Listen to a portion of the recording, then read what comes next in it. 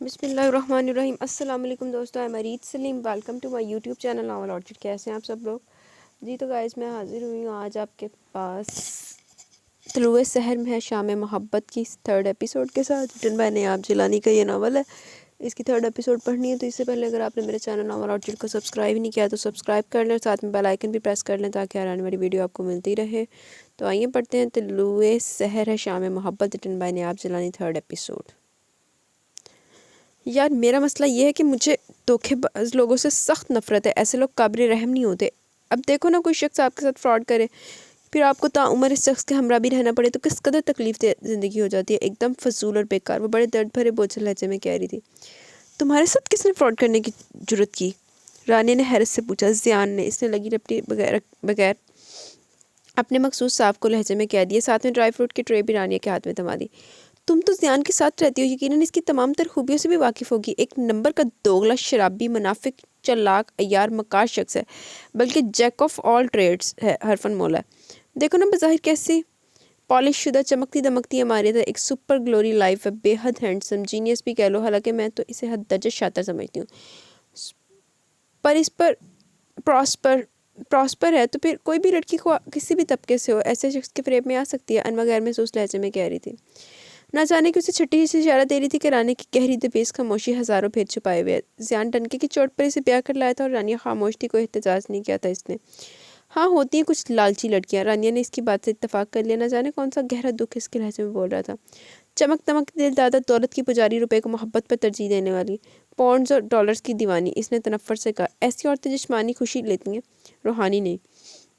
अनवा ने बादामों की मुट्ठी भरकर रानी की तरफ बढ़ाई जिसे इसने बेख्याली में थाम लिया था। रानी, अगर तुम माइंड न करो तो अपने बारे में कुछ बताओ, मतलब अपने बैकग्राउंड के मुतालिक, और ये भी कि ज़ियान से तुम्हारी कैसे मुलाकात हुई।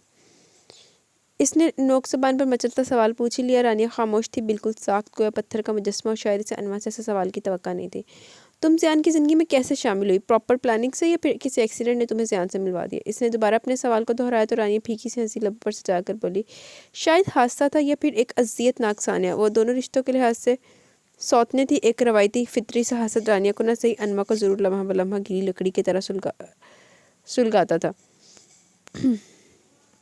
ये शादी अरेंज थी या लव? कहा ना कि ऐसा कोई भी मामला हमारे दरमियान नहीं, यानी मोहब्बत वहब्बत का। अनवा को यूँ लगा कि रानिया की आंखों के गोशे भीग से गए। न जाने वो क्या कुरेदना चाह रही थी। शायद ज़ियान और रानी के दरमियान क्लोजनेस और गुर्बत का अंदाज़ा लगाना चाहती थी।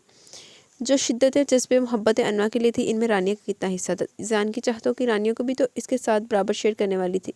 यही एक फांस इसे पूरे दिल से खुश नहीं होने देती थी। बहुत गुर्बत के लम्हात में भी अनवा की सोचें रानिया की तरफ भटक जाती। और चाहे किसी भी सोसाइटी हो, कितनी ही एजुकेटेड क्यों ना हो, बहुत मॉडर्न और लिबरल और ख़ुद को जितना भी ब्रॉड माइंड शो करें, मगर अपने मर्द को दूसरी औरत के साथ शेयर करने का हौसला नहीं रखती, चाहे मर्द मन चाहा हो या अनचाहा। सौतन से हसद फितरी अमल है। और फिर अनवा जैसी लड़कियां जो हद दर्जा हसास हो, जिन्हें वालिदैन की मुश्तरका मोहब्बतें भी न मिली हो, जो परोकन फैमिली से ताल्लुक़ रखती हो, जिनकी दुनिया एक कमरे तक महदूद हो, जो अपनी चीज़ के मुतल्लिक पॉजेसिव हो, इनको ऐसी सूरत हाल का सामना करना पड़े तो वो ज़हनी टूट फूट का शिकार हो जाती हैं।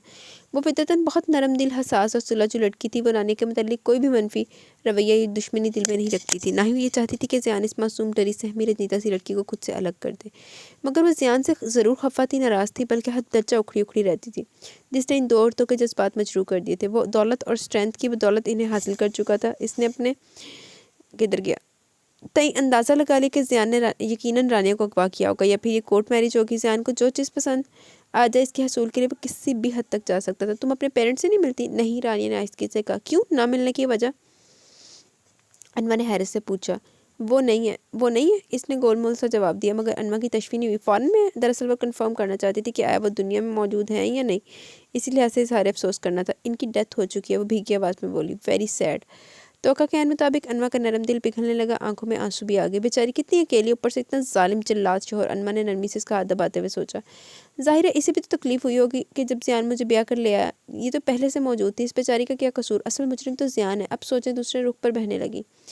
तुम बहुत मिस करती हो अपने पेरेंट्स को? रानिया ने रंजीदगी से उनकारा पड़ा। अच्छा ये बताओ, ज़्यादा किससे अटैच थी, मम्मी से या पापा से? अनवा ने इसका ध्यान बटाना चाहा। मैं बहुत छोटी थी जब इनकी डेथ हो गई थी। तो फिर तुम्हारी शादी ज़ियान से किसने की? अनवा उलझी, बात घूम फिर कर वहीं अटक जाती। शादी से पहले परवरिश का सवाल है, यानी मुझे पाला पोसा किसने? रानी धीरे से मुस्कुराई। हाँ वाकई, ये बात तो मैंने सोची नहीं। अनवा झैंपसी की। दरअसल इसे ज़ियान और रानिया की मुलाकात का हाल जानने की जल्दी थी। अम्मा अब्बा के बाद मेरी पप्पा मम्मी सरपरस्त थी।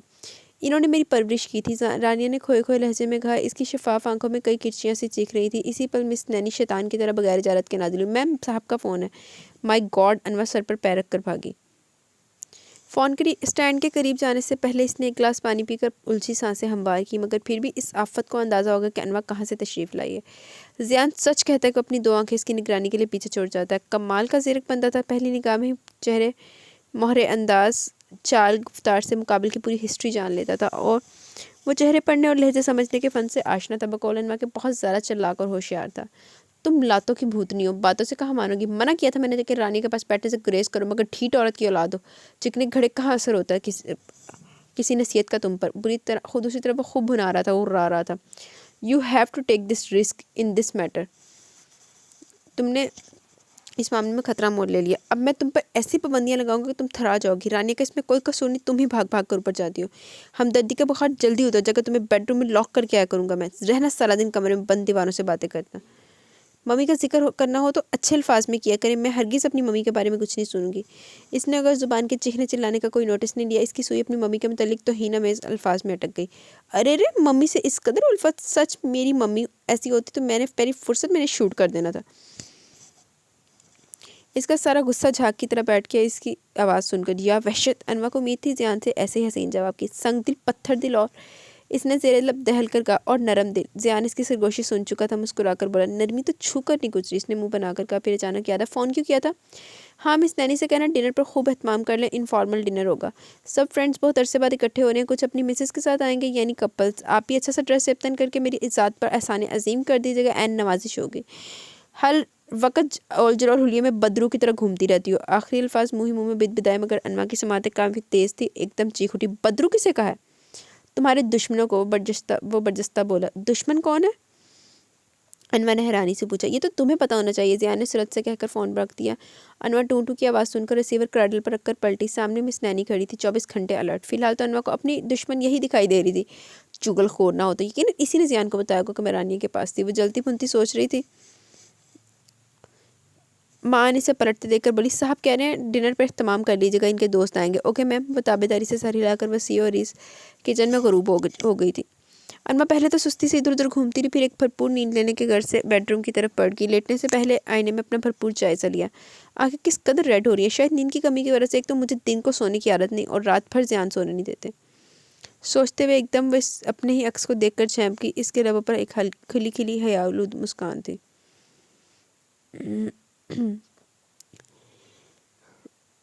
इस सोए हुए महल में कोई जाग भी रहा है कि सब निंदिया में है। एक जानी पहचानी आवाज़ सुनाई दी। अनवा ने आंखें मुश्किल खोलते हुए अंधेरे में देखने की कोशिश की। ना जाने वो कितनी देर सोई रही थी। एकदम खटाखट के साथ कई लाइट्स रोशन होगी। साथ ही चलाने वाली खातून भी नजर आ गई। अनवा के लब मुस्कुरा उठे। बेवफा बेमरवत दोस्त आ गई मेरी याद। अनवा ने मसनूई खफकी से कहा। हिना धुप से इसके करीब पट पट है गई।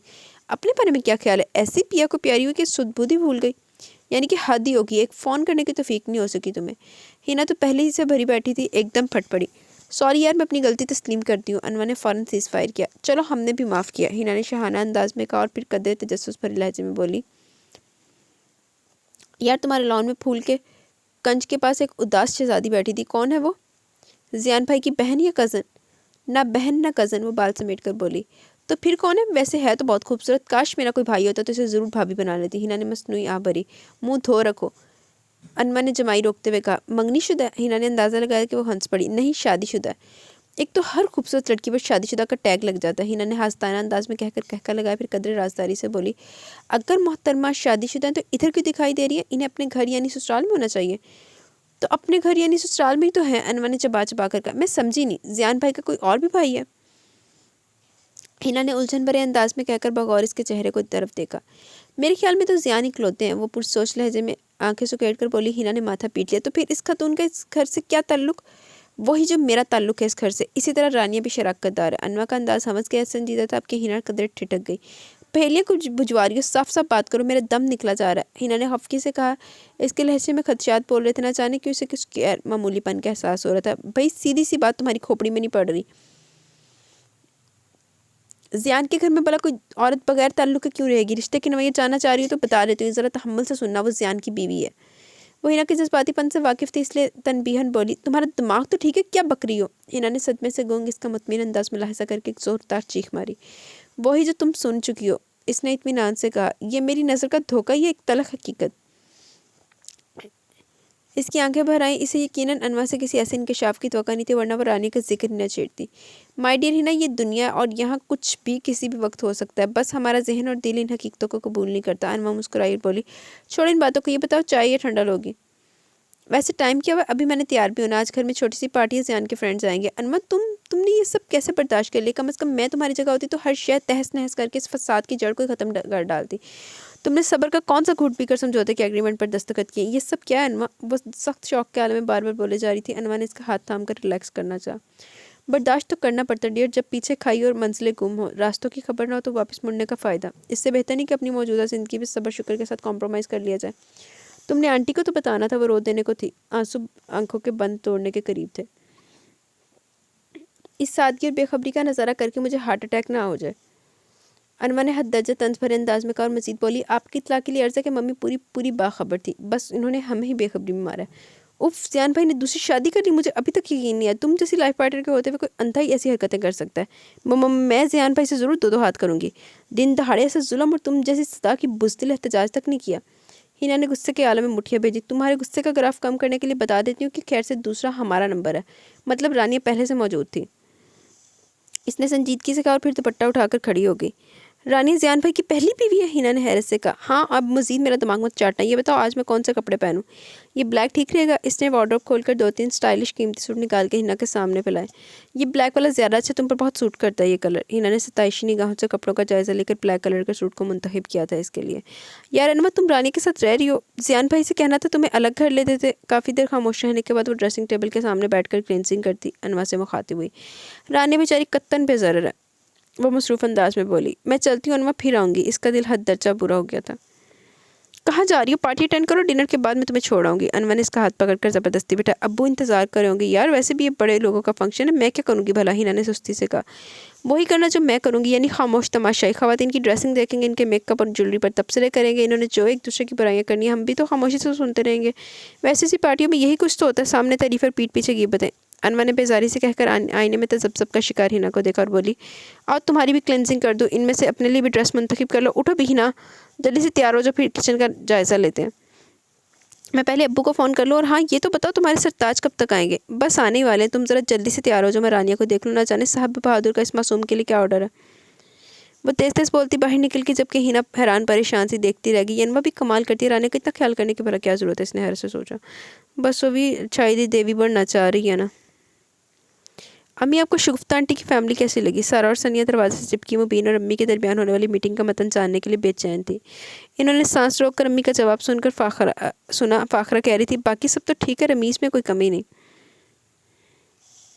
बहुत सुलझावा नौजवान है, मगर एक मसला है। फ़ाखरा एक पल को रुकी तो इन दोनों को बेचैनी लाहक हो गई। कैसा मसला? मुबीन ने तफक्कुर से पूछा। रमीज़ की एक बेवा बहन और 2 बच्चे भी हैं। फ़ाखरा पुरसोच अंदाज में बोल रही थी। तो प्रॉब्लम क्या है? मम्मी की बात का मफहूम समझा नहीं था, इसलिए हैरानी से बोला। काफ़ी सख्त मिजाज की लगती है मुझे ज़रीन, हमारे साथ तो ठीक तरह से बात भी नहीं की इसने। शगुफ्ता खुद बेटी के रवैये से पशेमान थी। फ़ाखरा ने अपनी उलझन से बेटे को भी आगाह किया। अम्मी, आप परेशान ना हो, अल्लाह का नाम लेकर हाँ कह दें, ये बहुत मामूली सी बात, इतना अच्छा रिश्ता ऐसी बूढ़ी सी वजह के लिए हाथ से गंवाना दानिशमंदी नहीं। हालांकि ये वाली वजह बहुत काउंट की जाती है, जो ऐसी औरतें होती हैं वो फिर दूसरों को भी नहीं जीने देती। मुबीन ने इनका हाथ नरमी से दबाकर तसल्ली अमेज़ लहजे में कहा, मगर फ़ाखरा का तफक्कर हमस बरकरार था। जो बातें वह तसव्वुर की आंख से देख रही थी, वो मुबीन को समझाना बहुत मुश्किल ही नामुमकिन भी था।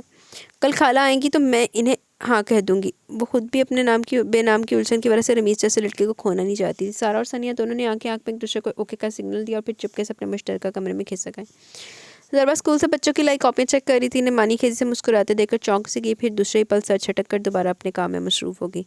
आएंगे दूल्हा राजा, बजेगा बैंड बाजा। इन दोनों ने मेज़ बजा बजा कर इसे अपनी तरफ मतवजा कर ही लिया। क्या हो गया तुम दोनों को? महक सो रही है इसे चीख चिल्लाकर और भोंडी आवाज़ में गाकर जगाना है? खबर ही ऐसी खुशी की मिली कि नाचने गाने बल्कि भंगड़ा डालने को जी चाह रहा है। सनिया इसके करीब धप से बैठते हुए चहकी थी। ये खुशी की खबर कौन सा चैनल नशर करेगा? सायरा ने पुरसोच अंदाज में सनिया की तरफ देखा।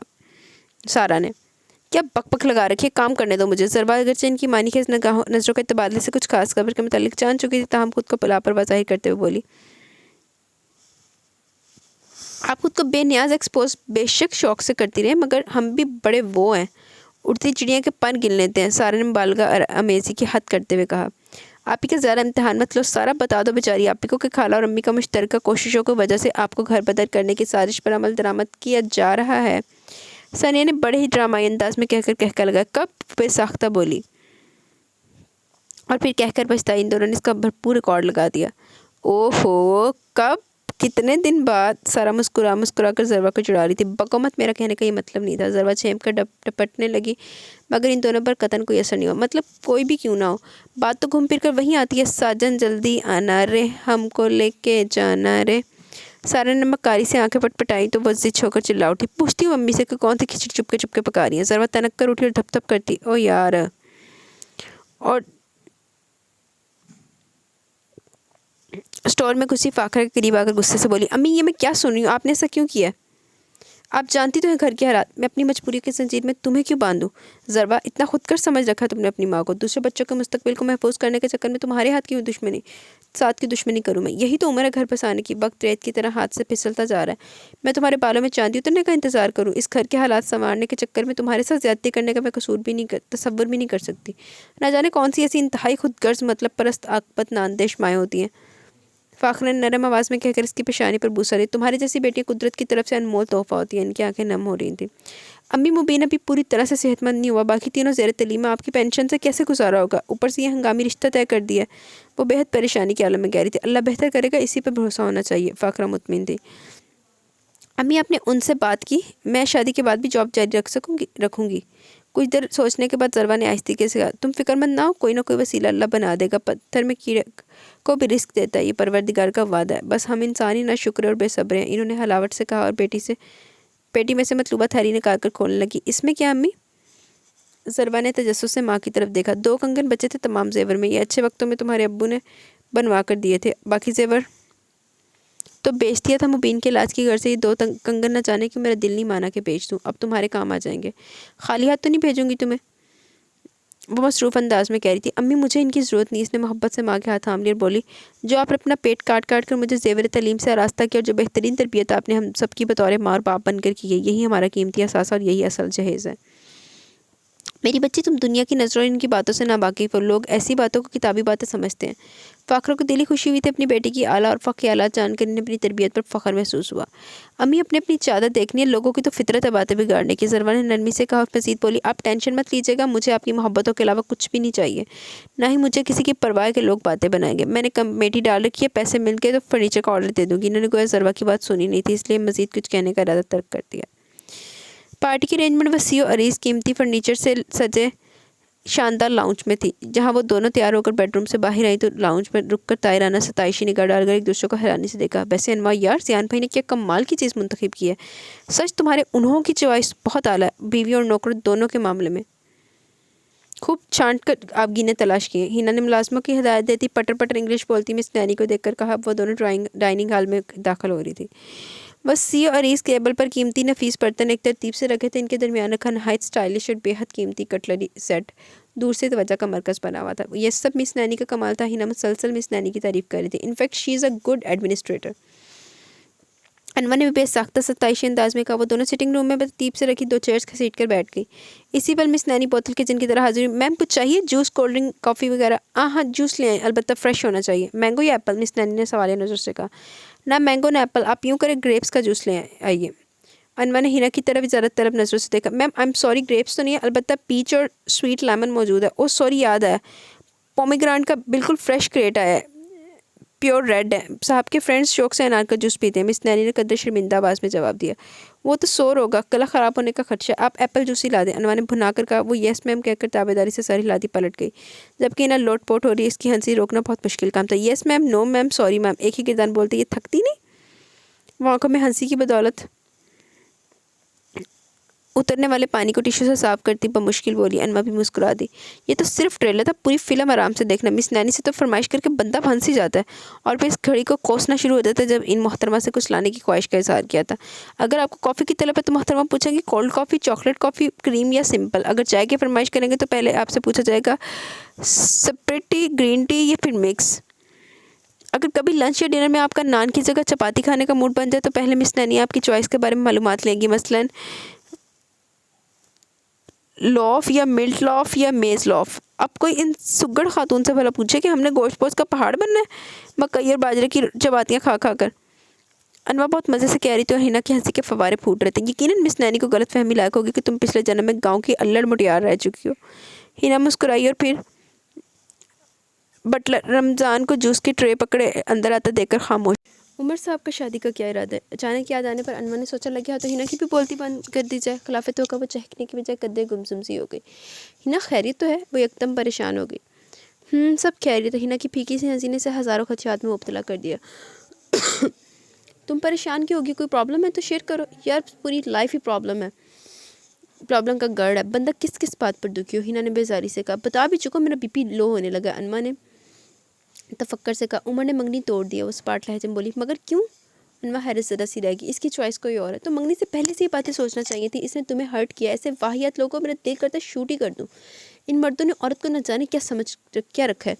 औरत के इमोशंस की कोई अहमियत थी इनके नज़दीक? अनवा गहरे दुख से निठाल कह रही थी। हिना इसकी वाहद दोस्त राजदार थी। मिट्टी डालो इस किस्से पर, ज़रा बाहर के शोर पर कान धरो। मेरे ख्याल में गेस्ट ऑनर्ड गेस्ट आ गए हैं। हाँ, मुझे भी गाड़ियों के दरवाजे खुलने बंद होने की आवाज़ आ रही है। अनवा ने भरपूर ताईद भरे अंदाज में सर हिलाई। इसी पल ज़ियान से डिनर सूट में मलबूस गले में टाई लटकाए सिटिंग रूम में दाखिल हुआ। वो दोनों गड़बड़ाकर उठ गई। क्या बात है खतून खाना की, इधर कोने में बैठ कर न जाने कौन सी मीटिंग फरमाई जा रही। घर है, मेहमान को वेलकम कहने के कुछ मैनर्स तो आते होंगे। ज़ियान धीरे से चलता हुआ इन दोनों के करीब आकर तंजिया अंदाज में बोला। वो दोनों ही पूरी तरह शर्मिंदा होगी। हिना को तो कुछ ना सूझा तो सलाम ही झाड़ दी। कैसी हैं आप? यकीनन ठीक ठाक होंगे। कुछ मैनर्स और एटिकेट्स अपनी फ्रेंड्स को भी सिखा दे जिन्हें सलाम करने का भी होश नहीं। आंखें फाड़े और मुंह खोले देख रही हैं। ज़ियान कौन सा कभी किसी का लिहाज करता था? अनवा ने ठीक ही इसे बेलिहाज का खिताब दे रखा था। वैसे ज़ियान एक गलती समझ नहीं आती। वैसे तो तू अनवा दे पीछे दिलो जान ना फिदा वा। बकौल तेरे कह रही हूँ। तो फिर भाई इतना वो उसको जो बातें टका टका के मारता तो देखता तो है नहीं। आप कब आए? इसने खसिया कर आहिस्तगी से पूछा। जब आप मर्दों को शूट करने की प्लानिंग फरमा रही थी और जोरू का गुलाम निकला बाहर। ज़ियान की बात अधूरी रह गई। एकदम धाड़ से दरवाज़ा खुला। 3-4 खूबरू से नौजवान आगे पीछे अंदर दाखिल हुए। इनके पीछे 3-4 मॉडर्न और खूबसूरत लड़कियां भी थी। एकदम रंगो नूर का सैलाब उमड़ आया। हाय भाभी, हेलो भाभी, कैसी हैं भाभी कह के हंसी आवाज़ें। मारिया, माहम और सोमा भी आ गई थी। जोहा ने आगे बढ़कर म्यूज़िक ऑन कर दिया था। सब ज़ियान के पीछे एक मरतबा फिर लाउंज में जा चुके थे। अनवा हिना को भी घसीट लाई। ज़ियान से मज़ीद छाड़ खाने का कोई इरादा नहीं था। इसका हिना का तो घबराहट ही होना शुरू हो गई, जबकि वो खुद भी बेहद बौखलासी गई। ठंडे पसीने आ रहे थे। कौन कहता कि वो किसी अपर क्लास से ताल्लुक़ रखने वाली है? कहते हिना का रिश्ता भी हिना वाला भी तो नहीं इत्थे आया होया कोई। इसे मम्मी की बात याद आई। वो अक्सर इसकी बौखलाहटों को मुलाहिजा करके जताती रहती थी कि इसे किसी क्लर्क के घर पैदा होना चाहिए था। ज़ियान ये एसी ठीक से कूलिंग क्यों नहीं कर रहा? मारिया ने बेतकल्फ़ी से ज़ियान के कंधे पर हाथ मार कर कहा और फिर गले में लटकी रस्सी नुमा स्कार्फ को उतार कर फेंक दिया। जोया अपनी पसंद का म्यूज़िक तरतीब देख रही थी। हसन, असद और एहतशाम एक सोफे पर नीम दराज थे। इनके करीब कारपेट पर सोमा और माहम बैठी थी। अनवा और हिना को आते देखकर हशाम और हसन सीधे हो गए। हेलो भाभी, ये कौन है? हशाम और हसन ने दिलचस्पी से पूछा। भाभी की फ्रेंड है, ध्यान से, पहले मुश्किल ठीक हुए और फिर से हड्डियाँ ना तोड़वा लेना। सोमा ने कहका लगा कर कहा। हशाम झैम किया। यार इनमें कपल्स कौन कौन से हैं? हिना तो घबरा उठी। हशाम दिलचस्पी से इसके सुर्ख चेहरे को देख रहा था। देखा हिना थे हशाम, हम सब एक दूसरे के कपल है। मारिया की समातें काफ़ी तेज़ थी। फ़ौरन फिक्र कैच करते हुए बरजस्ता बोली। बको नहीं, मैं तारुफ करवाती हूँ। जोया हसन के हाथ से मोबाइल छीन कर खड़ी होगी। मोबाइल को माइक के अंदाज में पकड़ रखा था। हसन की मिसेस सोमा और असद की मिसेस माहम है। हसीब और कोमल बस आने वाले हैं और बाकी सब छड़े चांड हैं। इनकी बेतकल्फियों पर परेशान मत होना, महफिलों में ऐसे ओवर एक्टिंग करते हैं। जोया माहम और असद पर तंज करते हुए बोली, जो कि माहम असद के कान में न जाने के खुसर पुसर कर रही थी, इसलिए जोहा ने इस पर कमेंट्स पास किए थे। माहम कदरे गड़बड़ा सी गई। अनवा, तुम हमारी बेतकल्फी पर भी एक्शन मत लेना क्योंकि हम सब क्लास फेलोज हैं। मारिया ने ऊंचा सा कहका लगाया। बाकी सब तो ठीक थे। अनवा को ये मारिया अच्छी नहीं लगी। अनवा, मैं घर जाना चाहती हूँ, हिना ने दबी दबी आवाज़ में कहा। हशाम एकदम सीधा हो गया। ज़ियान, हिना घर जाना चाहती है, आप बाबा ड्राइवर से कहें इसे छोड़ आए। अनवा इसकी घबराहट और बेचैनी के पेश नज़र बोली। सब एकदम चौंक से गए। अभी से? कई आवाज़ें एक साथ उभरी। हिना के फादर अकेले हैं और इनकी क्या इन्हें डर लगता है? मारिया ने मासूमियत के रिकॉर्ड तोड़ डाले। हशाम ने नागवारी से टोका। मजाक करते हुए मुकाबिल के मूड को देख लेना चाहिए। मैं फिर आऊँगी। हिना आहिस्ती से इसके कान में मिनमिनाई। हिना के जाने के बाद इसे एक पल के लिए यूँ महसूस हुआ कि वो अजनबी लोगों की भीड़ में बिल्कुल अकेली रह गई है। यार ज़ियान इतनी अच्छी भाभी कहाँ से इम्पोर्ट किया? हसन ने मसनूई हैरत से कहा। मारिया जो कि ज़ियान से न जाने कौन से राजों ने आज में मसरूफ़ थी, हसन की मतवजा करने पर बदमजाजी हो गई। इन्हें हमारी करप्ट सास ने स्पेशली अल्लाह से हमारे लिए मांगा था। ज़ियान से किसी अच्छी बात की तवक्को नहीं की जा सकती थी। अनवा का चेहरा हमारे खिफ़्फ़त और इश्तियाल के सुर्ख हो गया। ज़ियान को मारी से बचा कर रखना बड़ी तेज़ चाह है। वैसे ईरानी है मगर सालों से इधर है, शायद बचपन से। इसका मदर का ताल्लुक ताइवान से था और बाप का ईरान से। काफ़ी साल पहले सेठ हाकिम इसे अपनी बेटी बनाकर ले आए थे। इनकी औलाद नहीं थी। हमने चुपके से इसके कान में सरगोशी की। हमारे तुम्हारे शोहरों की बड़ी प्यारी दुलारी है, ज़रा लगा में खींच कर रखना ज़ियान की।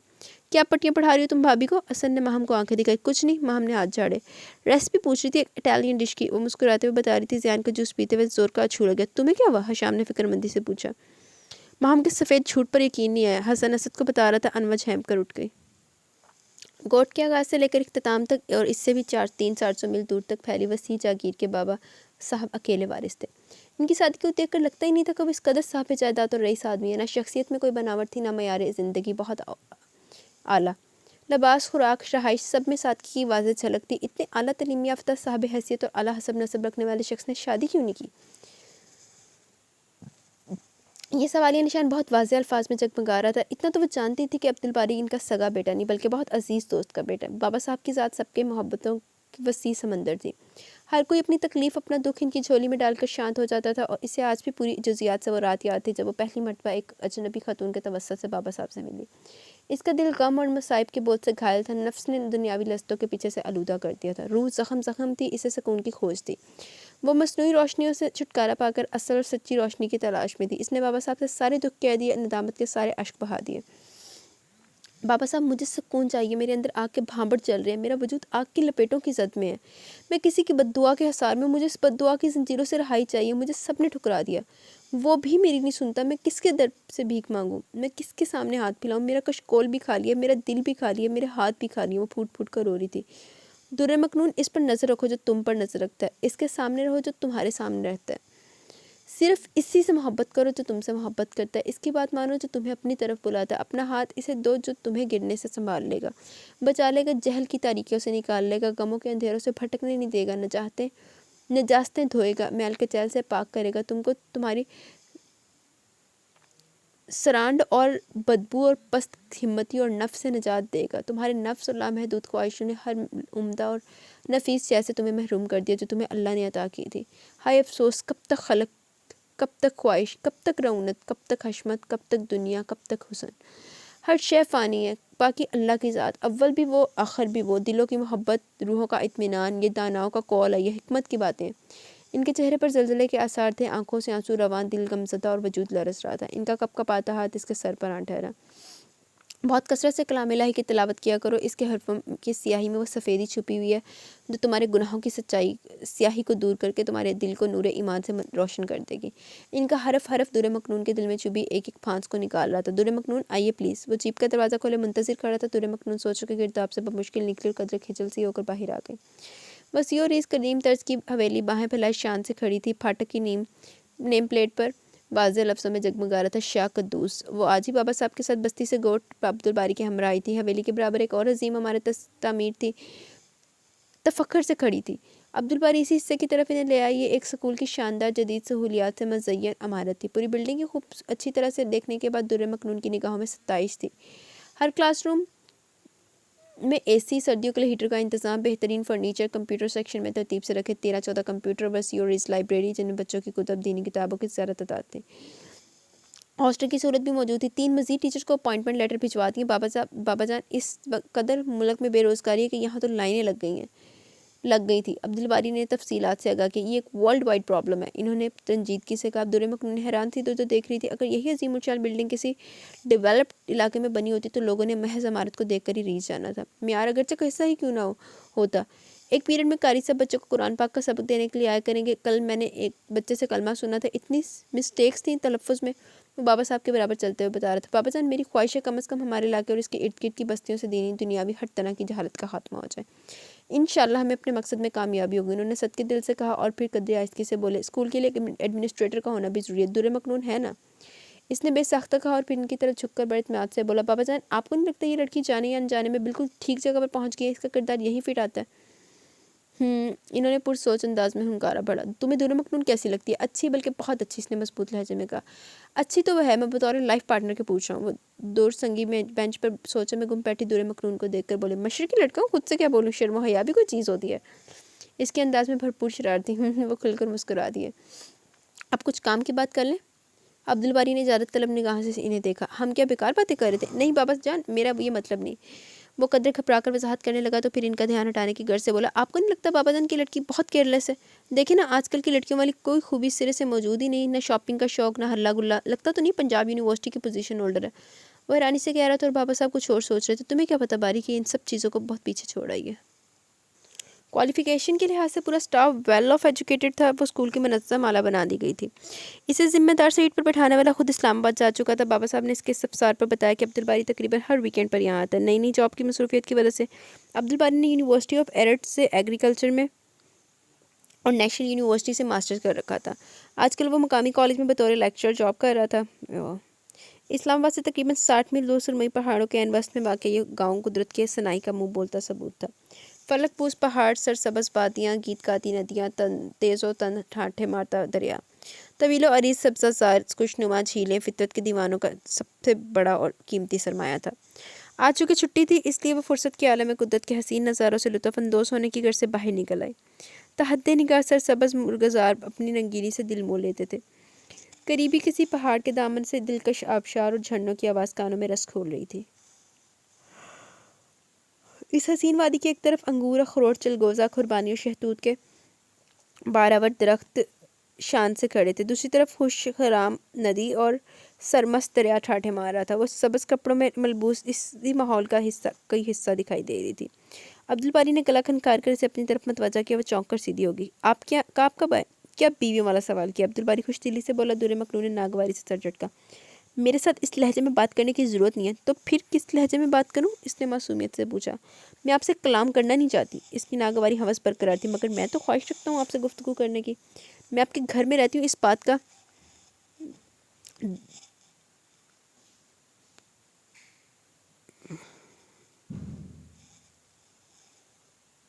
ओ यार, ये क्या है?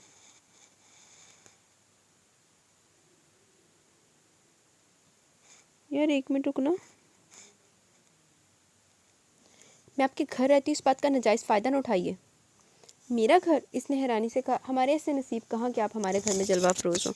अब्दुल बारी के लहजे में रंजीदगी थी। मेरा ख्याल है कि मैं यहाँ से चली जाती हूँ, इसने गुस्से से कहा। तो वो सूरत से बोला, अच्छा यार आपको बता दूँ कि ये वाला वो वाली उस PDF में ना पेज मिस था, तो मैंने ये पेज ढूंढ के फिर मैं इसको रीड कर रही हूँ, ठीक है?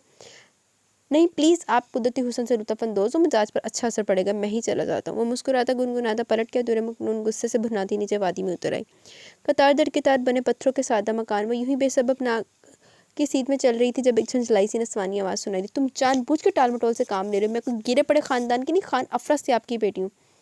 लड़की की आवाज़ में गुरूर छलक रहा था। मैं मज़ीद कोई बहाना नहीं सुनूंगी, मेरे साथ दो टोक बात करो। वो गुस्से से फनकारी। अब इसी वक्त मेरे साथ रब्ता करना जब कोई फ़ैसला करने के काबिल हो जाओ। इसने आग बगोला होकर मोबाइल कान से हटा लिया। इसी पल वो गुस्से के आलम में पलटी और निगाहें अपने से चंद कदम के फासले पर खड़ी दुर्र मखनून पर गोया जम गई। कौन है आप? इसने कदरे हकला कर पूछा। मैं? दुर्र मखनून ने अपनी तरफ इशारा किया, फिर दरमियानी फासला समेट कर इसके करीब चली गई। मुझे दुर्र मखनून कहते, मैं बाबा साहब के स्कूल में जॉब करती हूँ। अरे आप सरदार आगा जान की बात कर रही हैं? लड़की के चेहरे पर जोश के आसार नजर आए। हाँ, इसने मुख्तसरन कहा। आगा जान मेरे बाबा के दोस्त हैं। वो खुशी से भरपूर लहजे में कह रही थी। मेरा नाम ईशा और यहीं वादी की दूसरी तरफ हमारा खूबसूरत सा वाइट हाउस है। आप किसी दिन हमारे घर आइएगा, मैं आपका इंतज़ार करूँगी। आपको मेरी फैमिली से मिलकर खुशी होगी। और ये बताइए अब्दुल भाई कहाँ होते हैं आजकल?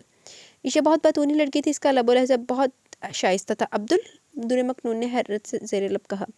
हाँ, अब्दुल बारी भाई की इन दिनों कॉलेज से गैर हाजिर थे ना। ईशा ने वजाहत की तो इसने समझते हुए सर हिला दिया।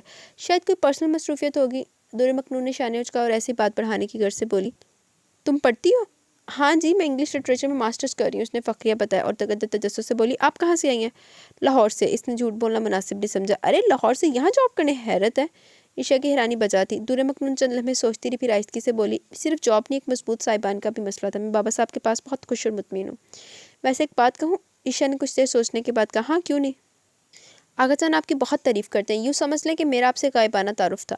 ईशा के इंकशाफ पर वो चौंक उठी। और क्या जानती हूँ मेरे बारे में? ज़्यादा नहीं, बस इतना कि आगा जान आपकी जहानत और नरम दिली से मुतासिर है। वो बालों को झटकते हुए मुस्कुराकर बोली थी, जबकि दूर मखनून नासमझी की आलमी से देखती रही। इसका ध्यान कहीं और था। अभी आप मेरी बात पर गौर करें और मुझे इजाज़त है, फिर मिलेंगे। वो बहुत पुरजोश अंदाज में इसका हाथ दबाकर बल खाती सड़क से उतरने लगी थी।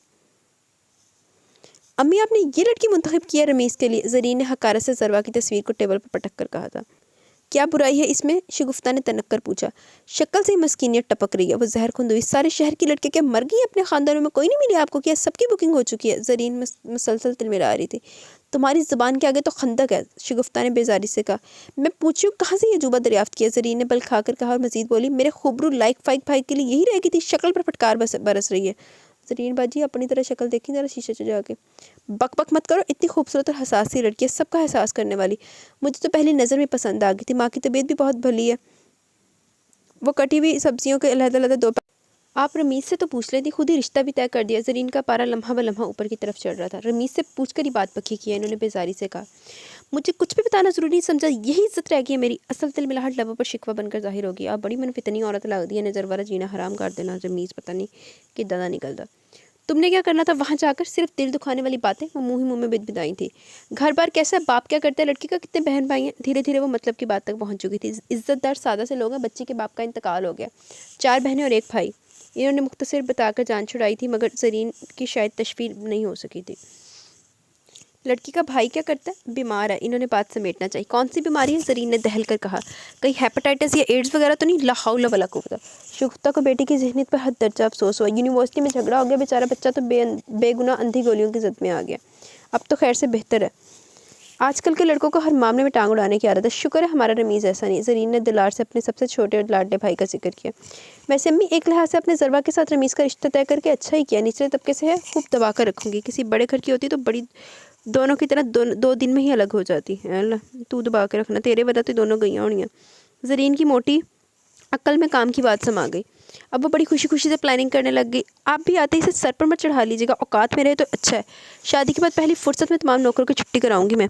ये गरीब घराने की लड़कियां ज़रा रिस्क देकर फटने लगती हैं। बाकी के मंसूबे फिर बना लेना। अभी बच्चों के लिए ताज़ा रोटी पका लो, भूख भूख चलाते आ जाएंगे कॉलेज से। शगुफ्ता ने क्लॉक की तरफ देखकर इसे वक्त गुजरने का एहसास दिलाना चाहा। नवाबजादी खुद आकर पका लेगी, मुझसे नहीं इस गर्मी में चूल्हे के करीब खड़ा हुआ जाता। वैसे भी आज मेरा बीपी बहुत हाई है। वो आराम से तख्त पर लेटकर मसनूई नकाहत से कह रही थी, कामचोर हड हराम। शगुफ्ता तिल मिलाकर खड़ी हो गई। अम्मी, अभी रज्जो आ जाएगी तो इससे रोटी पकवा लीजिएगा। इसने लगे हाथों मशवरा भी देना चाहा। इस बदबू की पोट से तो मैं कभी भी रोटी ना पकवाऊँ, गंदी हर वक्त तो सर खुचाती रहती। इन्होंने खफकी से कहा। अम्मी, कबाब भी फ्राई कर लीजिएगा, वसी को बहुत पसंद है। तुफ है तुम पर ज़रीन, बूढ़ी माँ से फरमाइश की जा रही है। ऐसी हडरामी ना देखी ना सुनी। खाला कमरी की एंट्री ऐसे मौक़ों पर ही होती थी, और वो तो वैसे भी ज़रीन की बेइज्जती करने का कोई मौका हाथ से नहीं जाने देती थी। खाला, मुझे तो रात से सख्त बुखार और पेट में बहुत दर्द है। लो, मुझे बुलवा लिया तो ऐसा असली देसी जड़ी बूटियों का कहवा बनाकर देती कि मिनटों में ही दर्द ने भाग जाना था। खाला इसकी बीमारी का सुनकर फ़ौरन बोली थी। इनका दिल इसकी तकलीफ़ का सुनकर पसीज गया। खाला, चाय लाऊं आपके लिए? ज़रीन मज़ीद इजाज़ और इसके हल के मुतल्लिक तकरीर सुनने से पहले बोल उठी। ना, ये कौन सा वक्त है चाय पीकर कलेजा साड़ने का? मेरे लिए तो ठंडा फालसा का शरबत बनाकर लाओ। इन्होंने नाराज़गी से कहा तो ज़रीन उठते ही बनी। बड़ी सुस्त तबीयत की है ये ज़रीन, बिना बच्चों की फ़िक्र ना अपनी परवाह। खैर बेचारी अपनी परवाह करे भी क्यों और किसके लिए? चाहे सराहने वाला तो मनो मट्टी तले जा सोया। भला वो कोई वक्त था भरी जवानी में जाने का? खाला ने रंजीदगी से सोचा, फिर शगुफ्ता की तरफ मतवज्जा हुई। समन की भी कहीं बात से लानी थी। खैर से 12वीं का इम्तिहान दे दिया, यही तो उम्र होती है घर बसाने की। इनकी सरगोशी अंदर आते वसी ने सुन ली, इसलिए तिल मिलाकर बोला। समन ने 12वीं का इम्तिहान दिया और मैं बेचारा 2 सालों से 14 पास किए सहरे के फूल खिलने के इंतजार में सूख कर कांटा हुआ जा रहा हूँ। मगर मेरी परवाह किसी होगी? एक आपको अपना हमदर्द समझ रखा था, मगर आपने भी हद ही कर दी। रमीज़ मामा के समन के बारे में सोचा जा रहा और मुझे दरमियान में से उचक कर फेंक दिया, बल्कि मक्खन से बाल की तरह निकाल दिया। मेरा इतना लंबा तड़ंगा वजूद आपको नज़र नहीं आया? और वो बोनी सी समन आंखों में पूरी फिट हो गई है। मैं इस नाइंसाफ़ी पर एहतजाज करूँगा। आज से मेरी भूख हड़ताल। इसकी दहाइयाँ ज़ोर शोर से जा रही थी। खाला मुँह पर कपड़ा रखकर हंसे जा रही थी। वसीन के करीब घुटने पकड़ कर बैठ के, चल हट मस्करे, हर वक्त हरी हरी सूझती है। वक्त आ लेना तो तुम्हारा भी कुछ सोचूंगी। न जाने कब वो अजीम दिन और सुहाना वक्त आएगा। खाला, ये ना हो कि इस वक्त के आने से आना तक बाबा बन जाऊँ, मुझे बालों में खजाब लगाना पड़ेगा, नकली दांतों की बतीसी पर अलग खर्चा होगा, 700-800 की सस्ती सी मोटी 100 वाली ऐनक का भी होना भी ज़रूरी है, आखिर दुल्हन को भी तो देखना है। वो बड़ी लजाजत से कह रहा था। किचन से ज़रीन भुनाते हुए बाहर आई। बकबक करने की ज़रूरत नहीं, मुँह हाथ धोकर खाना खा लो। अम्मी हजूर, शेरों के मुँह धुले होते हैं, इन्हें धोने की ज़रूरत नहीं। वो मुस्कुराता हुआ खाला से अभी आता हूँ कहकर किचन की तरफ बढ़ गया, जबकि खाला एक मरतबा फिर शगुफ्ता बेगम की तरफ मतवजा हो गई। वैसे तुमने कभी सोचा नहीं होगा कि यूँ मेरे साथ एक डेट पर जाओगी? ज़ियान ने एक जिच कर देने वाली मुस्कुराहट लबों पर सजाकर आंख दबाई। अस्तगफिरुल्लाह, अनवा कानों तक सुरख हो गई। ज़रा अल्फाज में दुरुस्तगी कर ली, मैं आपके साथ डेट पर नहीं डिनर करने जा रही हूँ। अनवा ने चबा चबा कर ज़ियान ने एक भरपूर कहका लगाया। बात तो एक ही, दोनों सूरतों में रोमांस ही बिगाड़ा जाता है। अपने अपने मेंटल लेवल के मुताबिक हर कोई सोचता है। इसने चुपते लहजे में कहकर विंडो से बाहर देखना शुरू कर दिया। और आपका लेवल क्या है? ज़ियान ने एहतियात से टर्न लिया। कम अज़ कम आपसे मैच नहीं करता, इसने भी दिल चलाने वाले अंदाज में कहा। और इसे बराबर करने के लिए क्या करना होगा? बड़ी संजीदगी से दरियाफ्त किया गया। आपको क्या ज़रूरत है अपनी सतह से नीचे आने की? इसका अंदाज हमस वही था, जला कटा सा। मेंढकी को भी जुकाम हो गया। ज़ियान ने लब फेंचकर मुस्कुराहट दबाई। अनवा तिल मिलाकर पहलू बदलने लगी। कुछ ना सूझा तो इसने रूठे अंदाज में बोली, मैंने कुछ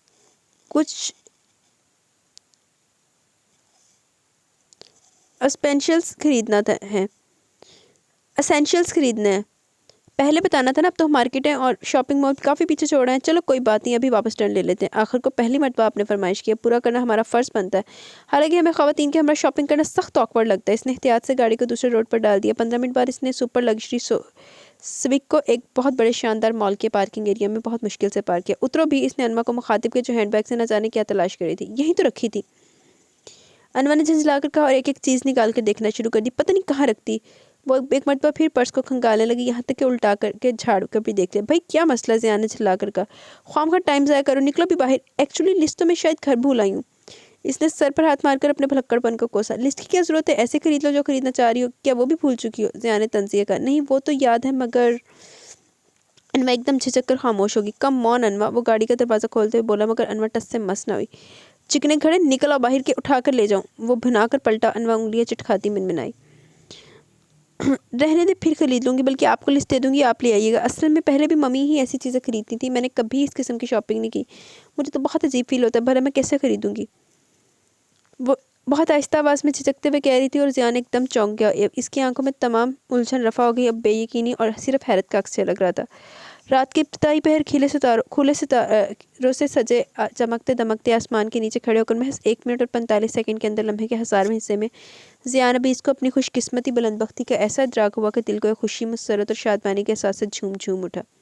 इसे इतने सालों बाद पहली मरतबा एहसास हुआ कि वो एक संगलाख ज़मीन पर खड़ा और इसके इर्द गिर्द बहुत मजबूत फौलादी किला जिसे ज़ियान अबीस ने फतह किया। इस राजधानी पर सिर्फ ज़ियान अबीस का कब्जा था। अनवा के दिल के सपाट स्लेट की मानित नम ज़मीन पर वो अपनी मोहब्बत की जो फसल बोएगा, वही ज़ियान अबीस की पूरी ज़िंदगी का हासिल था। इसका असल सरमाया इसकी ज़ाती जागीर, अनवा का खालिस सच्चा खरा नायाब दिल। वो दर नासफ्ता खुदा ने इसे अता किया था। वो एक ऐसा दिया एक ऐसा रोशन मनव्वर चिराग थी जिसने ज़ियान अबीस के ज़ाहिर बातिन हर तरह चिरागा कर दिया था। दिल के ताकचे पर कई नन्हे मुन्ने दिए टिमटिमाने लगे। वो खुशीन बसात के आलम में जुनूनी अंदाज में पलटा और कदने गुमसुम और पशिमान सी अनवा को झंझोड़ डाला। क्या चीज़ हो तुम अनवा? इतना खालिसपन कहाँ से लिया तुमने?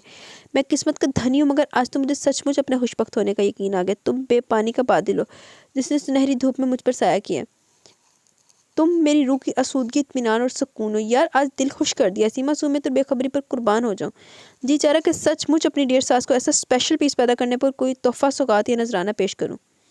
वो खुशी से लबरेज भरपूर अंदाज में जगमगाती आंखों से इसकी तरफ देखकर कह रहा था। वो बहुत ज़ीरक निगाह रखता था। इसके दोस्त से दराक यानी बहुत ही ज़हीन, होशियार और बात की तह तक जाने वाला समझते थे। वो अनवा की झिझक और बात के मफहूम तक पहुँच गया था।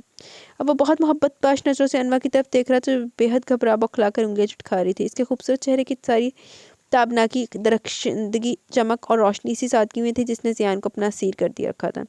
मेरा ख्याल है कि आपकी नीयत बदल गई, डिनर करवाने का इरादा नहीं लगता। अनवा जज्बत से होकर बोली। ज़ियान ने गहरी खुशगवार सांस खींच कर गाड़ी स्टार्ट कर दी। नीयत में तो वाकई फतूर आ चुका, मगर डिनर करवाना भी लाजमी हो, मुस्कुराकर बोला। फिर मजीद इसने कोई बात नहीं की। 5 स्टार के वसी हॉल में वो मतलूबा टेबल की तरफ बढ़ गए। ज़ियान ने अपनी फेवरेट डिशेस का ऑर्डर देकर मेन्यू कार्ड इसकी तरफ बढ़ाया। इस होटल के 3rd फ्लोर पर म्यूजिक कॉन्सर्ट हो रहा है, अगर तुम शौक रखती हो तो एमरजेंसी टिकट खरीद लेते हैं। मुझे नहीं उछल कूद करते लोग पसंद, इसने नागवारी से कहा। सिंगर्स में कौन फेवरेट है? ज़ियान ने पूछा। कोई भी नहीं, अनवा ने बेनियारी से कहा। कौन सी सदी से ताल्लुक है तुम्हारा? वो बहुत संजीदगी से पूछ रहा था, आंखों में भरपूर शरारत थी की चमक थी। इसी पल दो लड़कियों और दो लड़कों का ग्रुप इनके करीब से हवा के झोंके की तरह गुजरा। ऐसे गहरी रात बिल्कुल सरसरी सी उड़ती पड़ती निगाह उठी और फिर एक चेहरे पर ठिठक कर ठहर सी गई। अनवा ने भी जियान की नजरों के ताक़ुब में देखा। वो इंटर्स के ग्लास डोर को धकेल कर बाहर निकल रहे थे। अनवा ने जियान को अपनी जगह से उठते देखा। इसके चेहरे पर बेहद सुर्खी और आंखों में शोलों की लपक थी। इसके लबों से मुगलाजात का एक तूफान उठने लगा। दफा हो गए बेगैरत, न जाने किसके साथ घूम रही है। वापस आकर इसके मुकाबले खड़े होते हुए कहा। अनवा ने बेहद हैरानी से इसके गजबनाक तासुरात वाले चेहरे को देखा। कौन थी वो लड़की जिसे देखकर आप आग बगोला हो गए? इसने बर्फीले लहजे में पूछा। ज़ियान अपने हवास में नहीं लग रहा था। एक अजनबी लड़की को सरसरी से देखने के बाद यूं वापस से बाहर होना कम अज़ कम अनवा की समझ में नहीं था आया था। वो दूसरी मरतबा ज़ियान को इस कदर इश्तियाल के आलम में देख रही थी। इसकी आंखों से गोया लहू टपक रहा था। ज़ियान आप ठीक है? इसने घबरा कर पूछा। मुझे क्या हुआ? वो एकदम चौंका, ठिठका और फिर इसकी तरफ मतवजा हो गया जैसे गहरी नींद से जागा। कुछ देर पहले वो इसके वजूद को यकसर फरामोश कर चुका था और अब यूं हैरानी से अनवा को देख रहा था गोया इसकी मौजूदगी की इससे तवक्का नहीं थी। आओ घर चलते हैं। वो पैंट की जेब से वॉलेट निकालकर बेटे को फारिग करते बोला। इसका मूड यकसर बदल चुका था, मगर अनवा कुछ कहते कहते एकदम रुक गई। ज़ियान तेजी से इंटरेस्ट की तरफ बढ़ गया। वो भी सर झुकाए सोचा में उलझी इसके पीछे चली गई। ड्राइविंग के दौरान भी वो लब हिंचे बहुत खामोश और संजीदा था। घर के गेट के सामने से उतारकर वो जन से गाड़ी ले उड़ा था। अनवा हक तक्सी से देखती रह गई और फिर थके थके कदम उठाती अंदरूनी हिस्से की तरफ बढ़ गई। मैम दूध लेंगी या चाय? बेडरूम की तरफ इसके उठते कदम लहजा भर को रुके। मिस नैनी किचन के दरवाजे में खड़ी पूछ रही थी। अनवा बगैर जवाब दिए दरवाजा धाड़ से बंद के अंदर चली गई। इन्हें क्या हुआ? मिस नैनी ने हैरत से सोचा, फिर सामने उचकाए दोबारा अपने काम में मसरूफ़ हो गई।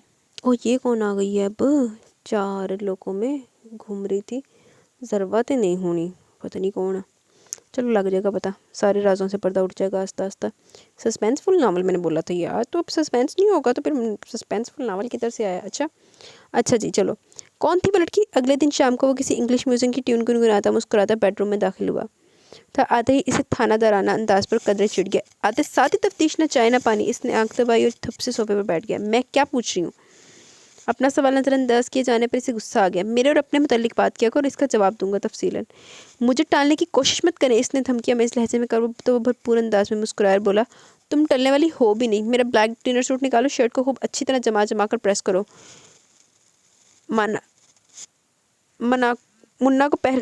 मनाकू से पहली मरतबा पाकिस्तान में वफ्द आए हैं। तमाम सरमायादार हजरात इन्हें कैच करने के चक्रों में देखो कुराफाल किसके नाम निकलता है। सबसे ज़्यादा अमेरिकी डॉलर में फ़ी का आमदनी के हिसाब से इन ममालिक का नाम भी सरफहरिस्त आता है। इस हंगामी मीटिंग में मुल्क भर के तमाम बड़े बिजनेसमैन शमूलियत करें। तुम दुआ करना इस एग्रीमेंट फ़ाइल पर पहले सिग्नेचर मेरे हो। वो खींच खांच कर शर्ट उतारते हुए मसरूफ़ अंदाज में तेज़ तेज़ बोल रहा था। अनवा ने चलते फुलते हुक्म की तामील के जवाब देना भी जरूर समझा। इतनी दौलत इकट्ठी करके क्या करेंगे? इसने चुपते अंदाज में कहा। यह सवाल काबिल गौर है, मैं भी गौर करता हूँ, तुम भी सोच विचार करना। वो उसके हाथ से छीनने के अंदाज में शर्ट लेकर वॉशरूम में घुस गया। अनवा पेचो ताप खाते हुए फैलावा समेटने लगी। ब्लैक शूज़ भी निकालो। वो 10 मिनट में शावर लेकर बाहर आ चुका था। तौली से बाल खुश करते जो ही इसकी निगाह टाई पर पड़ी वो एकदम चीख उठा। ये कौन सी टाई निकाली है? तुम क्या कलर ब्लाइंड हो? Oh sorry. अनवा शर्मिंदा सी होकर मतलूबा टाई निकाल कर ले आई। ज़ियान मुस्कुरा था, शायद तंजिया। इससे भी गुस्सा आ गया। अपने काम रानी से करवाया कर, मैं कोई फालतू नहीं हूँ। मैं तो तुम ही से सारे काम करवाया करूँगा, आखिर को इतना खर्चा करके लाया हूँ तुम्हें। ज़ियान ने भरपूर शरारत से कहते हुए इसकी नाक दबाई और मज़े से बोला, रानी तो फ्री में मिली है, जबकि तुम्हें हासिल करने के लिए वक्त और रुपया दोनों हाथों से लुटाया। एक शानदार होटल, फुल स्टैब्लिश फैक्ट्री तुम पर वार दिए जान। अब इतना हक तो हमारा बनता है कि तुम्हारे प्यारे प्यारे हाथों से 2-4 ज़्यादा काम करवा लें। ज़ियान इसे कुछ जता नहीं रहा था, महज छेड़ने और सताने की गर्ज से बोला था। हम अनवा को यूँ लगा कि इसका दिल किसी ने जलती भट्टी में ला पटका है। वो बिल्कुल गुमसुम साख्त सी खड़ी रह गई, जबकि ज़ियान तो जा चुका था इसे अपनी जारहाना कुर्बत और लम्स का एहसास देकर। अनवा को यूँ महसूस हो रहा था गोया इसके गर्म लम्स से पूरा वजूद सुलगने लगा। वो बेजान सी बेड पर बैठी चली गई। इसकी माँ ने इसे ताहयात के लिए ज़ेर पार कर दिया था। वो कभी भी एतमाद के साथ ज़ियान अभी इसके सामने सर उठाकर बात नहीं कर सकती थी। इसका तमाम तर फ़ख्र और गरूर खाक में मिल चुका था। इसकी अना और खुददारी की धज्जियाँ बिखर चुकी थी। इज़्ज़त नफ्स का बुत पाश पाश हो चुका था। मम्मी, आपने मेरा अपनी बेटी का सौदा कर दिया। चंद मादी आसाइशात की खातिर आपने मुझे बेच डाला। आपने अनवा की बोली लगा दी। इतनी कम कीमत थी मेरी कि चंद टकों के एवज़ आपने मुझे तमाम उम्र के लिए मेरी ही नज़रों में गिरा दिया। मेरी ज़ात का इफ्तिखार खाक में मिल गया। मुझसे बेहतर तो रानी है, मुझसे भली तो सोमा, माहम और मारी है। मैं क्या हूँ? मेरी पहचान क्या? मेरी हकीकत क्या है? मैं तो बिल्कुल कलाश हूँ। ना माँ की मोहब्बत, ना रिश्तों का मान और तहफ़्फ़ुज़। जो अपनी ज़ात पर थोड़ा सा घमंड था वो भी तहक़ाक़ हुआ। आपने मुझे रेज़ा रेज़ा कर दिया मम्मी, मैं आपको कभी माफ़ नहीं करूँगी। वो तकिए पर सर पटकते हुए फूट फूट कर रो रही थी। किस कदर खूबसूरत लहंगा नानो, कितने 1000 का होगा? समन ने फिरोजी और आंखों को खेरा कर देने वाले लहंगे के भारी काम से बोझल दुपट्टे पर हाथ फेरते हुए पुरजोश अंदाज में पूछा, कीमत नहीं देखते, चीज़ की खूबसूरती देखते हैं। मेरी आंखों को यही भला लगा, सो ले आई, 42,000 का है। शगुफ्ता बेगम ने नवासी को मोहब्बत से साथ लगाते हुए बताया और बोली, तेरे लिए इससे भी अच्छा खरीदूंगी। अरे नानो, मेरा ये कहने का मतलब नहीं था। वो बुरी तरह शर्मा गई। और मेरी दुल्हन के लिए कैसा लहंगा खरीदेंगी? वस्सी के भी फौरन कान खड़े हो गए। तुम इतने उतावले मत हो, शादी के लिए इतनी जल्दी हरगिज तुम्हारी बारी नहीं आने वाली। शगुफ्ता बेगम ने नवासे को लाड से जताया तो इसने रोनी सी शक्ल बना ली। समन हंस हंस के दूरी हो रही थी। ना जाने तुम्हारी माँ किधर है, जरा इसे भी बुला कर लाओ, एक दफ़ा देख लेती तो तुम्हें पैक करके सूटकेस में रख देती। शगुफ्ता बेगम जेवरात के डब्बे खोलते हुए कह रही थी, मैं अम्मी को लेकर आता हूँ। वसी ने समन को उठते ना देखकर कहा और बाहर निकल गए। कुछ देर बाद माथे पर बल डाले जरीन भी आ गई। मुझे दिखाने की भी क्या ज़रूरत है, ऐसे ही पैक कर देती। इसने आधे पत्थर फोड़े। इतना कीमती लहंगा? जरीन ने देखते साथ ही मालिक का अंदाज़ा लगा लिया और जेवरात देखकर तो उसकी आंखें फटकी। अम्मी, ये वाइट गोल्ड का लॉकेट कितना प्यारा है, और ये देखें लहंगे से मैच करता है। कितने सेट बनवाए हैं, पहनने वाली की औकात तो देख लेती। फिरोजे का सेट। समन ने माँ के तेवर देखे बगैर जोश और खुशी के आलम में डब्बे खोल खोल कर जरीन के सामने किए। शगुफ्ता बेगम ने तहम्मुल से 2 मखमली डब्बे जरीन की तरफ बढ़ाई। ये पर्ल का ब्रेसलेट समन का और 2 कंगन तुम्हारे लिए। खुद पहनना चाहो तो शौक से पहन लेना, वरना वसी की दुल्हन के लिए संभाल लेना। ये खैरात देने की क्या जरूरत थी? जरीन का असली एहसास कमतरी ओत कर है। इस वक्त वो उज्जट कम तरीम याफता हसद की मारी औरत दिखाई दे रही थी। इसे रह रह कर अपने नुकसान याद आ रहे थे। अपने बहन भाइयों में वो सबसे बड़ी थी। वालिद साहब इनकम टैक्स में आला होते पर फाइज थे। इनकी अचानक वफात के बाद घर के हालात अक्सर बदल गए। वो खुद 18 साल की थी, नवीद 15 और नौरेस 13 का, जबकि रमीज सिर्फ 7 साल का। जब जरीन की शगुफ्ता बेगम ने शादी कर दी। अच्छा रिश्ता क्या है, इन्होंने फटक के बगैर ही से ब्याह दिया। ससुराल में जाकर टोटली मुख्तलिफ माहौल मिला। जाते ही जहेज ना लाने का ताना मिला। इतने बड़े अफसर की बेटी खाली हाथ आई है। सास नंद ने ताने दे देकर पूरे 2 साल से हर तरह की जहनी अजियत दी। हर तरह से इसके पर ज़िंदगी को तंग करने की भरपूर कोशिश की गई। शौहर भी माँ की ज़ुबान बोलने वाला काट का उल्लू था। ना अपनी मर्जी थी, ना ही घर खुला डुला माहौल था कि चंद सांसें बैरूनी फ़िज़ा में उधार ली जा सकती। 4 साल की अनथक मुशक्क़त के बाद औलाद न होने का ताना भी मिलना शुरू हो गया। नंदों के कोसने जेठानियों को तहकीर भरा अंदाज़, वो ज़हनी तोड़-फोड़ का शिकार हो चुकी थी। बस वो ऐसी जो हरकतें करती हैं ना, एहसास कमतरी का शिकार होती हैं, वो उनकी अपनी वो मेंटली टॉर्चर हुई होती है। उनको उनकी मेंटली कंडीशन, मेंटल हेल्थ नहीं सही होती। ख़ुसूसन जब से औलाद ना होने के ताने मिलना शुरू हुए, तब से ही इसने जेठानियों ने इसके पास बैठने से भी गुरेज करना शुरू कर दिया। 5 साल बाद वसी की आमद की उम्मीद मिली, मगर इसके बाद भी हालात वैसे के वैसे ही थे। 99% सोसाइटियों की तरह इस पर भी जुल्म सितम के पहाड़ तोड़े गए। बसी के बाद सुमन की पैदाइश इसके साथ ने खूब पीटना शुरू कर दिया। हाय हाय, मेरे बेचारे बच्चे पर बेटी का बोझ आन पड़ा। अभी ये ववेला जारी सारी था कि इनका बेचारा बेटा खुद ही हर तरह के बोझ से आज़ाद होकर ट्रैफिक हादसे में चल बसा। जरीन को मनहूस का खिताब देकर 2 बच्चों समेत घर से निकाल दिया गया। इस कदर तलखियों ने माशी बदहाली और बेबकी के सदमे ने जरीन के मसाज को भी बेहद रुखा और तलख कर दिया। इसी तलखी का शिकार पहली 2 भाभियाँ शादी के फ़ौरन बाद अलग हो गई थी। अक्सर शगुफ्ता बेगम भी बेटी की तलख कलामी के जद में आ जाती, मगर इन्होंने कभी से टोका नहीं था। शायद इसलिए कि दुखों की मारी बेटी का दिल न टूट जाए। इसी असना में दूसरे बेशक तकलीफ़ में रहे, इनका दिल टूटे या सदमा पहुँचे इनकी बला से। इस वक्त भी शगुफ्ता बेगम ने बेटी को समझाने के बजाय और इससे मुँहमारी करने के खौफ से कुछ भी कहना मुनासिब नहीं समझा। वो जानती थी कि अगर इन्होंने ज़रबा की फैमिली की हमायत में कुछ बात कर दी तो फिर अगले 3 घंटे जरीन के लेक्चर की नज़र हो जाने। सो खामोशी में आफिया जानी। इतना सर मत चढ़ाएं, ले उड़ेगी रमीज़ को। जरीन गुस्से से बलखा कर रह रही थी। मेरा इंतखाब इतना भी बुरा नहीं। इन्होंने ज़रबा का मासूम संजीदा चेहरा तस्वर में लाकर कहा, रमीज़ को रिश्तों की कमी तो नहीं थी। एक से एक अच्छी लड़की अपने ख़ानदान में मौजूद है। लाखों का जहेज लाती, गाड़ी, कोटी प्लाट वगैरह। नौरेज़ और नवीद की बीवियाँ इतना कुछ लाई थी। गुस्ताखी माफ़ अम्मी, 4 दिन भी इन्होंने हमारे साथ रहना गवारा नहीं किया और अपनी कीमती गाड़ियों जहेज समेट कर दूसरे दिन अलग हो गई थी। वसी ने चबा चबा कर कहा और जरीन चुप सी रह गई। बात तो वसी ने ठीक की थी, मगर जरीन अपने मजाज के ताबे रही थी। ज़बान पर तलखी और आंखों से शोले ही लपकते रहते थे। इस वक्त भी जब वसी ने लाजवाब कर दी तो इस बेचारे पर चढ़ दौड़ी। औरतों की बातों पर दिलचस्पी लेना, कोई काम धाम मत करना। बीकॉम करके मेरी जान पर एहसान कर दिया नवाबजादे। रमीज़ से कहकर फॉर्म मंगवाओ और यूनिवर्सिटी में दाखिला ले लो। अम्मी, मैंने अपने पैरों पर खड़े होने का फ़ैसला किया। मुझे एक प्राइवेट बैंक में अच्छी जॉब मिल गई है। सेकंड टाइम में एम.कॉम करूँगा। मुझे रमीज़ मामा पर मज़ीद बोझ नहीं बनना। इसने बड़े संजीदा अंदाज में माँ को बताया। जरीन बेटे की बात का मफहूम समझे बगैर चिल्लाई, अब मैं और मेरे बच्चे बोझ हो गए। यकीन अम्मी, आपने कहा होगा, अभी तो वो फितनी इस घर में आई नहीं है और हमें बोझ समझा जाने लगा है। वो गुस्से से फनका रही थी, जबकि वसी मदद तर अपनी गाहों से नानों को देखकर इस वक्त को कोस रहा था जब इसने माँ से अपने नेक ख्याल का इजहार किया। आज फिर तुम देर से आई हो, ज़रवा ने कड़ी नज़रों से सारा को घूर कर कहा। मैं लगता कि ते सारा तो नहीं सी जिन्होंने वेख के ज़ियान अपने आप तो बाहर होया सी। वो आपी मैं नादिया से नोट्स लेने चली गई थी। सारा ने गड़बड़ाकर जवाब दिया, झूठ मत बोलो, मैं सच कह रही हूँ आपी। इस घर में क्या फिर से एक और कहानी दोहराई जाएगी? एक नई दास्तान जिसमें किरदार बदल चुके होंगे, नए किरदार, नई ख्वाब, नई कहानी। वो दहल कर सोच रही थी, पर बड़ी जांचती निगाह इसके चेहरे पर जायजा भी ले रही थी। रोज़ रोज़ मुख्तलिफ और घिसे पिसे बहाने बनाकर किसकी आंखों में धूल झोंक रही हो? हम में और दुख बदनामी के बोझ उठाने की हिम्मत नहीं। सारा बस इतना सोच लेना कि हमारी माँ ने बहुत गम बर्दाश्त किया, मजीद कोई सदमा सहने की इनमें ताकत नहीं। वो बेहद रंजीदगी से कह रही थी, 4 दिन पहले तुमने किरण से नोट्स लेने थे, एक दिन तुम कॉलेज से बाजार चलेगी नादिया के साथ, कल शाम तुम किरण की सालगिरह के बहाने रात 9 बजे आई हो। मुबीन पूछ पूछ कर थक गया, मैं इसे तसल्लियाँ देती रही। ये सब क्या है सारा? जरवा ने थक कर पूछा। आप ही मैं वाकई किरण की सालगिरह में नादिया के हमरा गई थी। सारा ने मिनमिनाकर अपनी सफाई पेश करना चाहिए। तुम्हें पता है ना कि तुम किसकी बेटी हो? मौलवी अब्दुर्रहमान की। अपने इमाम मस्जिद, शरीफ और इज्जतदार बाप की लाज रखना। यही सबक देकर हमारी माँ ने हमें कॉलेज और यूनिवर्सिटी में भेजा था, पढ़ने की घर से, आला तलीम दिलवाने की घर से। वो सारा को बहुत कुछ समझा रही थी, बहुत सी बातें बता रही थी। इस घर की दीवारें कमज़ोर हैं सारा, और हमारे किरदार की इमारत बहुत मजबूत है। इस फौलादी इमारत को ढहने ना देना कि इस माशी तौर पर बदहाल खानदान के यही कीमती और अनमोल असासे हैं। जी आपी, इसे सर झुकाकर ताबेदारी से कहा, मगर दूर कहीं चमकती दमकती नन्ही मुनी रोशनी से अपनी तरफ बुला रही थी।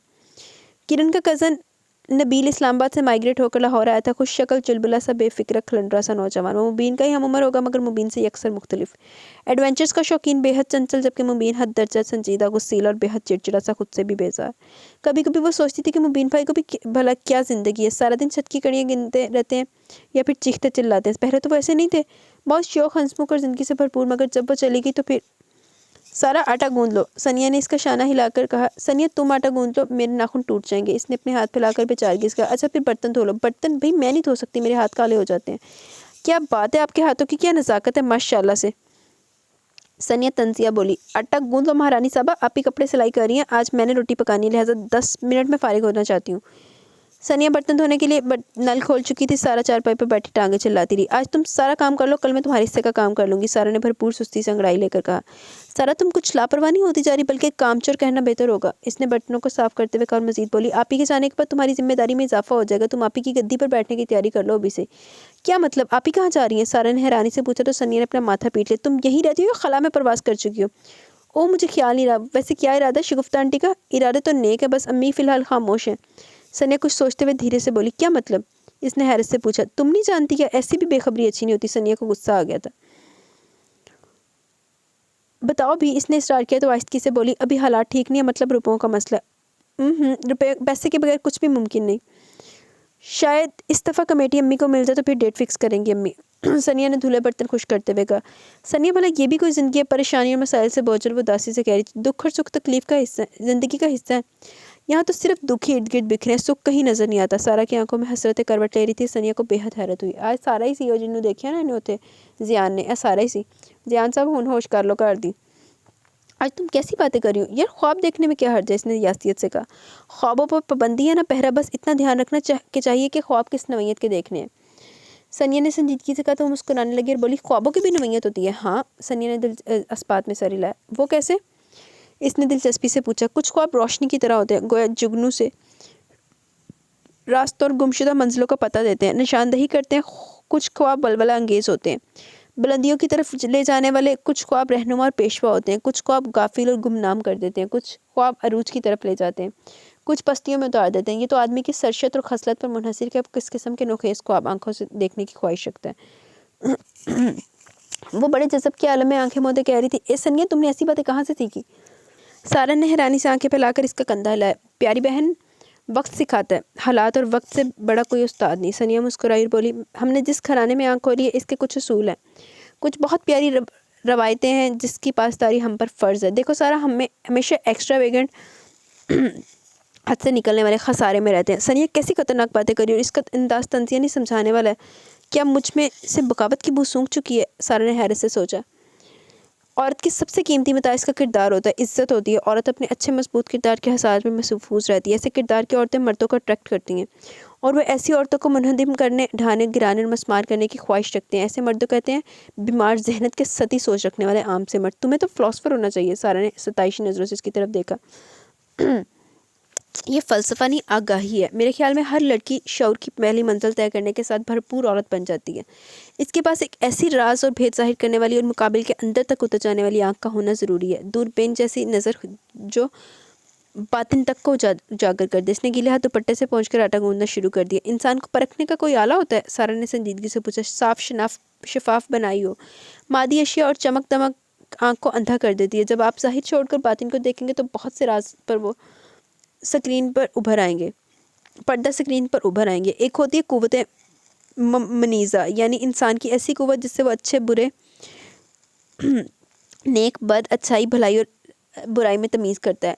ये एक ऐसी हिस्सा जो औरत को अलर्ट करने के लिए काफ़ी है। वो आटा गूंथ चुकी थी, अब हाथ धो रही थी। मैं पहले फुलके उतार लेती हूँ, तुम अब आराम कर लो। सारा ने नरमी और हमदर्दी से कहा।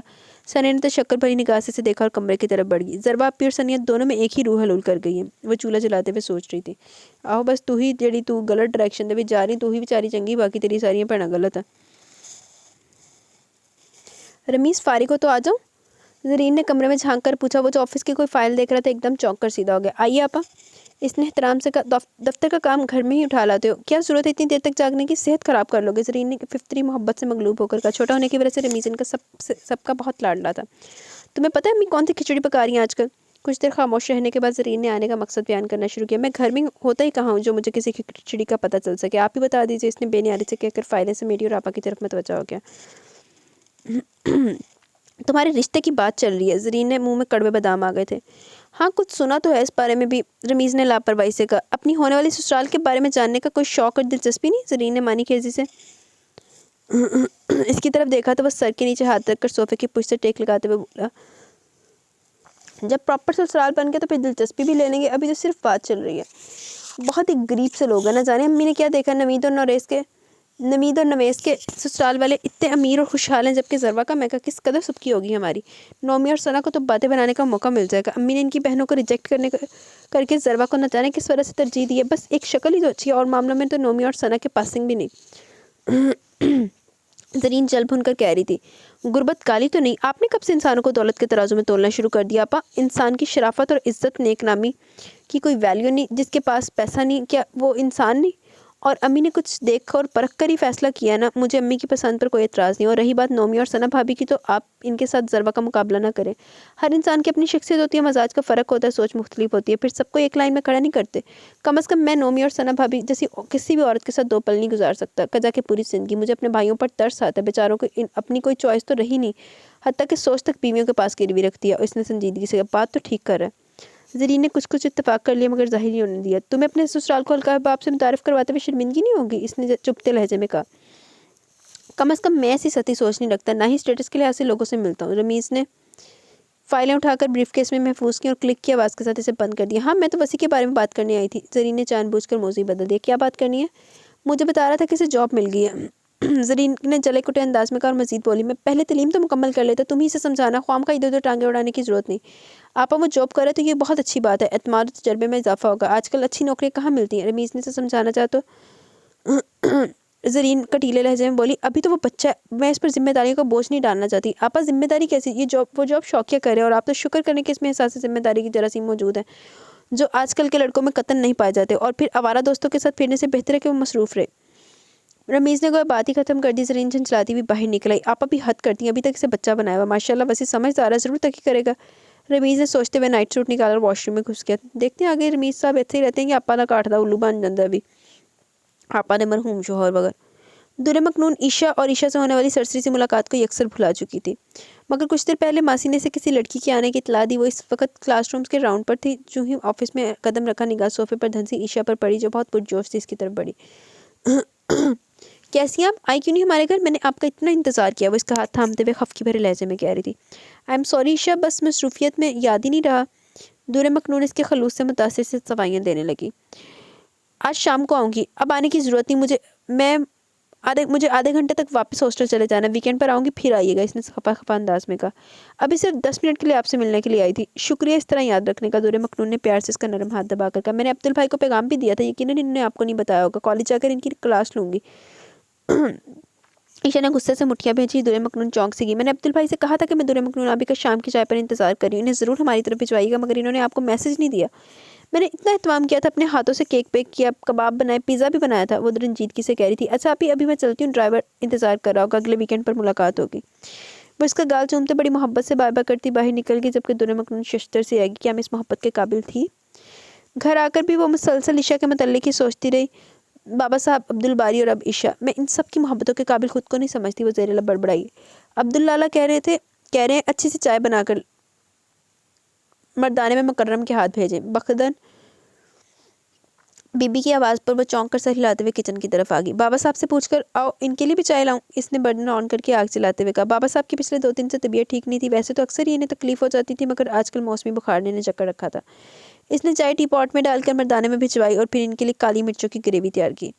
इस काम से फारिग होकर इसने सल्च में हाथ धोए और अलमारी से गर्म शॉल निकालकर अपने इर्द गिर्द अच्छी तरह लपेट कर शहर में चली आई। वो हिल साइड था, पहाड़ी इलाका। शाम के वक्त अच्छी खासी ठंड हो जाती थी। बख्तन बीबी ने तो 2 दिन से स्वेटर पहन लिया था। बाबा साहब ने चाय नहीं पी, वो तस्बीह पढ़ रहे हैं। क्या मैं चाय पी लूँ बीबी साहब? वो मासूमियत से ज़्यादा तलब नज़र से इसकी तरफ देख रही थी। दुर्रे मखनून को हंसी आ गई। इसने इस बात में सर हिलाया तो वो खुशी खुशी किचन की तरफ बढ़ गई। हंसती रहा कर नेक दिल खातून अच्छी लगती हैं। अपने पीछे भारी मर्दाना आवाज़ सुनकर वो उछल कर पलटी। अब्दुल बारी ग्रे शॉल कंधों पर डाले मुस्कुराती नज़रों से इसका जायज़ा लेकर कह रहा था। दुर्रे मखनून ने सख्ती से गुलाबी लब यूं भेज लिए कि गोया कभी ना खुलेंगे। अगले हफ्ते मैं आऊँगा तो तुम्हें ईशा की तरफ लेकर जाना है। वो मुझसे बहुत लड़ झगड़ कर गई है। एक्चुअली इसने 2 दिन पहले मुझे एक मैसेज दिया था जो घर आने तक मेरे जहन से आउट हो गया था। बेचारी केक और पिज़्ज़ा बनाकर तुम्हारा इंतजार करती रही थी। मैंने भी दिल में प्लानिंग की थी कि अकेले तो मैं भी दुर्रे मखनून को पिज़्ज़ा खाने नहीं दूंगा। इसकी आंखों में भरपूर शरारत थी। दुर्रे मखनून को इसकी मक्कारी पर गुस्सा आ गया। एक मासूम बच्ची को हर्ट करके तुम्हें क्या मिला? बच्ची हर्ट कहाँ हुई थी? गुस्से के आलम में तमाम खाने पीने की चीज़ें टोकरी में डालकर नीचे बस्ती में अपने नौकर के घर दे आई थी और इसके बच्चों के साथ 2 घंटे खेलती रही। वो मज़े से बता रहा था। ईशा स्कूल में भी आई थी, बहुत खफा थी मुझसे।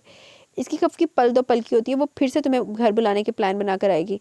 वैसे एक तसल्ली तो है कि दिल को कि ईशा का कोई भाई नहीं। इसने शरीर अंदाज में दुर्रे मखनून को छेड़ा तो इसकी भवें तन गई। मेरे साथ फ्रैंक होने की ज़रूरत नहीं है तो फिर किसके साथ छेड़छाड़ करूं? बड़ी मासूमियत से पूछा गया। शहर की लड़कियां मर गई हैं क्या? इसने गुस्से से आंखें सुकेड़ कर कहा। हमें शहरी लड़कियों से क्या लेना देना, हमारी तो आप ही सब कुछ है। अब्दुल बारी ने बेनियादी से कहकर सफ़ेद पालिशुदा कुर्सी घसीटी और इसके मुकाबिल बैठ गया। अब प्लीज़ बाबा जान का ड्रावा देकर धमकाने की कोशिश न करना। इसने डटने की भरपूर एक्टिंग की। मेरे साथ ऐसी बातें ना किया करो अब्दुल बारी। वो गहरे दुख से कह रही थी, आंखों में बेपनाह कर्ब था। मेरे जख्मों से खून रसने लगता। किसी की शौक हंसी और जानदार जिंदगी से भरपूर आवाज़ मेरे कानों में जहर अंडेलने लगती है। मेरा माजी अस्ते की मानत फनकारता, वो मेरी तरफ लपकने की कोशिश करता। मैं आंखें मूंद कर अंधाधुंध भागने लगती हूँ ताकि कोई आवाज़ मेरा पीछा न करे। दुर्रे मखनून ने थक कर सोचा और सर को कुर्सी की पुष्ट से टकाकर गहरे सांस लेने लगी। जिंदगी बोझ बनकर रहेगी, न जाने कब सांसों की कैद से रहाई मिलेगी, कब जिंदगी की अजियत से छुटकारा पाऊंगी। इसकी रंगत मुतगय्यर होगी। अब्दुल बारी इसके चेहरे के तासुरात बगौर पढ़ने रहा था। दुर्रे मखनून, क्या तुम्हें किसी ऐसे साथी की जरूरत महसूस नहीं होती जिसके कंधे पर सर रखकर तुम तमाम दर्द कह दो? नहीं। इसके लहजे में पत्थरों की सी सख्ती थी। तुम्हें मुझ पर एतमाद नहीं? वो बराह रास्त इसकी आंखों में देख रहा था। तुम क्यों एक जख्म औरत की रफाकत के ख्वाब देख रहे हो? मेरे पास कुछ भी नहीं है तुम्हें देने के लिए, ना कोई उमंग, ना जज्बा, ना कोई ख्वाहिश जिंदा रह चुकी है। अब तो मैं सिर्फ राग का ढेर बचा है, जिसमें अगर कोई चिंगारी थी भी तो अब वो भी बुझ चुकी है। इसने थक कर सोचा और धीरे से बोली, तुम बाबा साहब के बेटे हो, मेरा तुम पर एतबार कायम है। थैंक गॉड हमारी कोई तो खूबी आप पर अश्कार हुई, ख्वाब बाबा जान के तवस्सुत से ही सही। अब्दुल बारी ने दवाई अंदाज में हाथ उठाया और मजीद बोला, अगर तुम्हें किसी ने धोखा दिया तो ज़रूरी नहीं कि सबको एक ही पैमाने से नापा जाए। बगैर तस्दीक के किसी के बारे में हतमी राय देना दानिशमंदों का शेवा नहीं। वो हंसी थी, एक टूटी अफसरदा थकी थकी सी बेजान हंसी। आपने हमें दानिशमंदाना तो तस्लीम कर ही लिया। अब्दुल बारी जानदार अंदाज में मुस्कुराया। हमारी अनायात करम, मेहरबानी, शफकत और मोहब्बत को भी मान ही लेंगे। इसने पहली मर्तबा बहुत वाज़ेह लफ्ज़ों में इज़हार मोहब्बत के। तुम्हारे सामने एक वाज़ेह मंजिल है, वसी जहान और बहुत सी खुशियाँ तुम्हारी मुंतज़िर हैं, जबकि मेरी दुनिया बहुत महदूद हो चुकी है। मैंने अपने गिर्द एक दायरा खींच लिया है जिसके हसार से निकलने की मुझे ख्वाहिश ही नहीं। वो गोया ख्वाब के आलम में कह रही थी। धड़ाधड़ शॉपिंग हो रही है, मगर डेट तो अभी फिक्स नहीं है की। जरीन ने साग काटते हुए हैरत से कहा, आज जाऊँगी फाखरा की तरफ, नए चांद की 14 ठीक रहेगी? शगुफ्ता बेगम ने सोचते हुए बेटी के चेहरे की तरफ देखा। हैरत है, इतनी दिलचस्पी? इन्होंने सोचा था कहा नहीं। मैं भी चलूंगी आपके साथ। स्कूल में सरसी से देखा था भाभी जान को, एक तफसीली मुलाकात तो होनी चाहिए। जरीन ने मानी खेजी से आंखें नचाई। हाँ ठीक है, वसी से कहेंगे कि ले चलेगा हमें। रमीज़ की गाड़ी शाम को वर्कशॉप से आएगी। इन्होंने सोचते हुए प्रोग्राम तरतीब दिया। वसी यूनिवर्सिटी से आते गाड़ी ले आया था। समन भी जाने के लिए तैयार हो गई। इनका इरादा था खाला कम्मी को साथ लेकर जाने का, मगर अपनी किसी सहेली की आदत के लिए शाद बन गई थी। वसी भी चूंकि आज पहली मर्तबा आया था, इसलिए वह खुद ही से रास्ता समझा रही थी। जो ही वसी सड़क का इख्तिताम हुआ, जरीन के माथे पर बल पड़ने लगे। छोटी छोटी तंग गलियां पुरानी तर्ज के मकान और मकीनों की माली पोजीशंस को पास कर रहे थे। यहाँ हम बारात लेकर आएंगे? जरीन से ज़्यादा देर चुप नहीं रहा कि वो एकदम फट पड़ी। जरीन अपनी औकात भुल गई। जो जरीन नाल होया ना, हुण जरीन अपनी औकात इत्थे शो कर रही है। बारात में लोग ही कितने होंगे, सादगी से निकाह करना सिर्फ घर के अफराद होंगे, अलबत्ता वलीमा धूमधाम से करूँगी, इन्होंने तहम्मुल से जवाब दिया। गुड, मैं भी यही सोच रहा था, मेरी सोच नानों से मिलती जुलती है। वसीम ने जोश के आलम में स्टीयरिंग पर हाथ मारा। नोमी और सना को तो बातें बनाने का मौका मिल जाएगा। जरीन ने जल भूनकर कहा, इन्हें वलीमे की दावत दूंगी। इन्होंने नरमी से कहा और फिर वसी की तरफ मतवज्जा होगी जो कल टर्न ले चुका था। अब बैक कैसे करूँ, अगली गली से टर्न ले लूँगा। वसी ने फिक्रमंदी से कहा, दुआ करना बच्चों, तुम्हारी मामा भी इस गलियों को भूल भुलैयों में गुम ना हो जाए। इसने हंसपे तवक्का जहर अफशानी की। अल्लाह ना करे, इन्होंने दहल कर बेजुबान कहा। अब बताएं नानो, कहाँ जाना है? वसी ने एहतियातन पूछ लिया, मुबादा फिर से वो गलत रास्ते पर गाड़ी न डाले। यही रोक दो बेटा, आगे गाड़ी कहाँ जाएगी? अब क्या पैदल मार्च करना है? जरीन ने नागवारी से पूछा तो समन झट से बोली, सिर्फ 5 मिनट की वॉकिंग डिस्टेंस पर है रिजर्वा मामी का घर। कौन सा मकान है?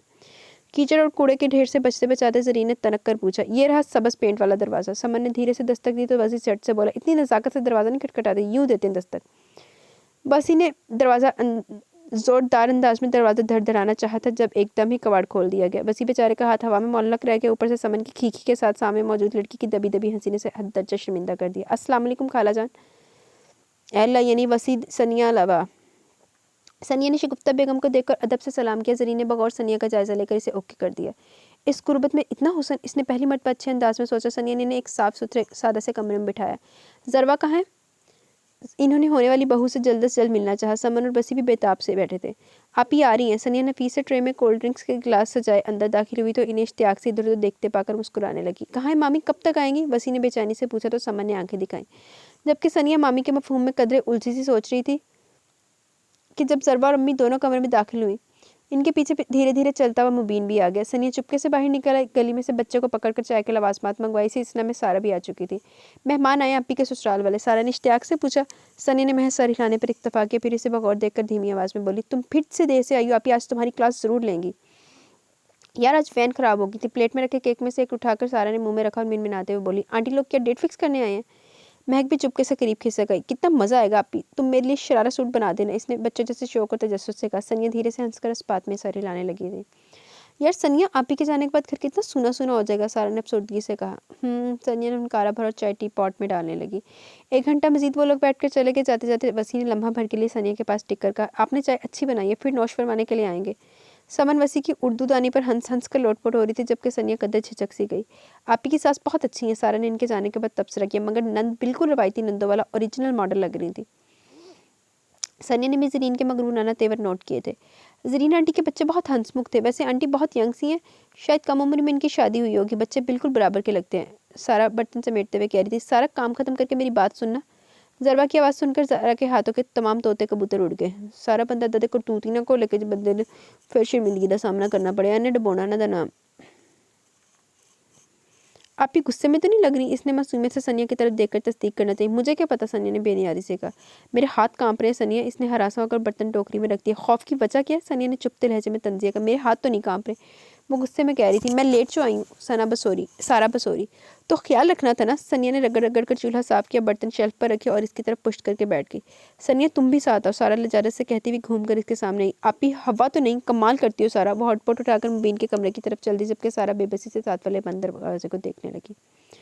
नए चांद की 14 ठीक रहेगी? कमरी खाला ने पुरसोच लहजे में कहा तो फाखरा कतले बौखलाक से गई। अभी इतनी जल्दी भी क्या खाला, कम अज़ कम 1-1.5 साल तक मैं शादी करने की पोजीशन में नहीं हूँ। दरअसल मुबीन के इलाज पर जमा जत्था सब खर्च हो गया। कैसी अहमकाना बातें करी हो फाखरा, खाला ने खफकी से कहा। रोफ़ी के तेवर अच्छे नहीं दिखाई दे रहे। इससे भी रिश्ते की सनगन मिल गई है। आजकल में वो किन्नू का टक लेकर कराची गया हुआ, 2-3 हफ्तों बाद वापसी होगी। यही दिन मुनासिब है, सादगी से निकाह करके जरवा को रुखसत कर दो। इस बदमाश से क्या भाई ख्वाम का बदमज़गी फैलाएगा। खाला ये नई मुसीबत कले आन पड़ी है, पहले क्या परेशानी कम थी? फाखरा ने दहल कर कहा। तुम फिक्र ना करो, थोड़ा बहुत इंतजाम कर लेना। 4-5 मर्द और घर की खवातीन होगी। मैंने शगुफ्ता से बात कर ली है, बड़ी नेक और भली तबीयत की मामला फहम औरत है, बात की कुरेद नहीं करती।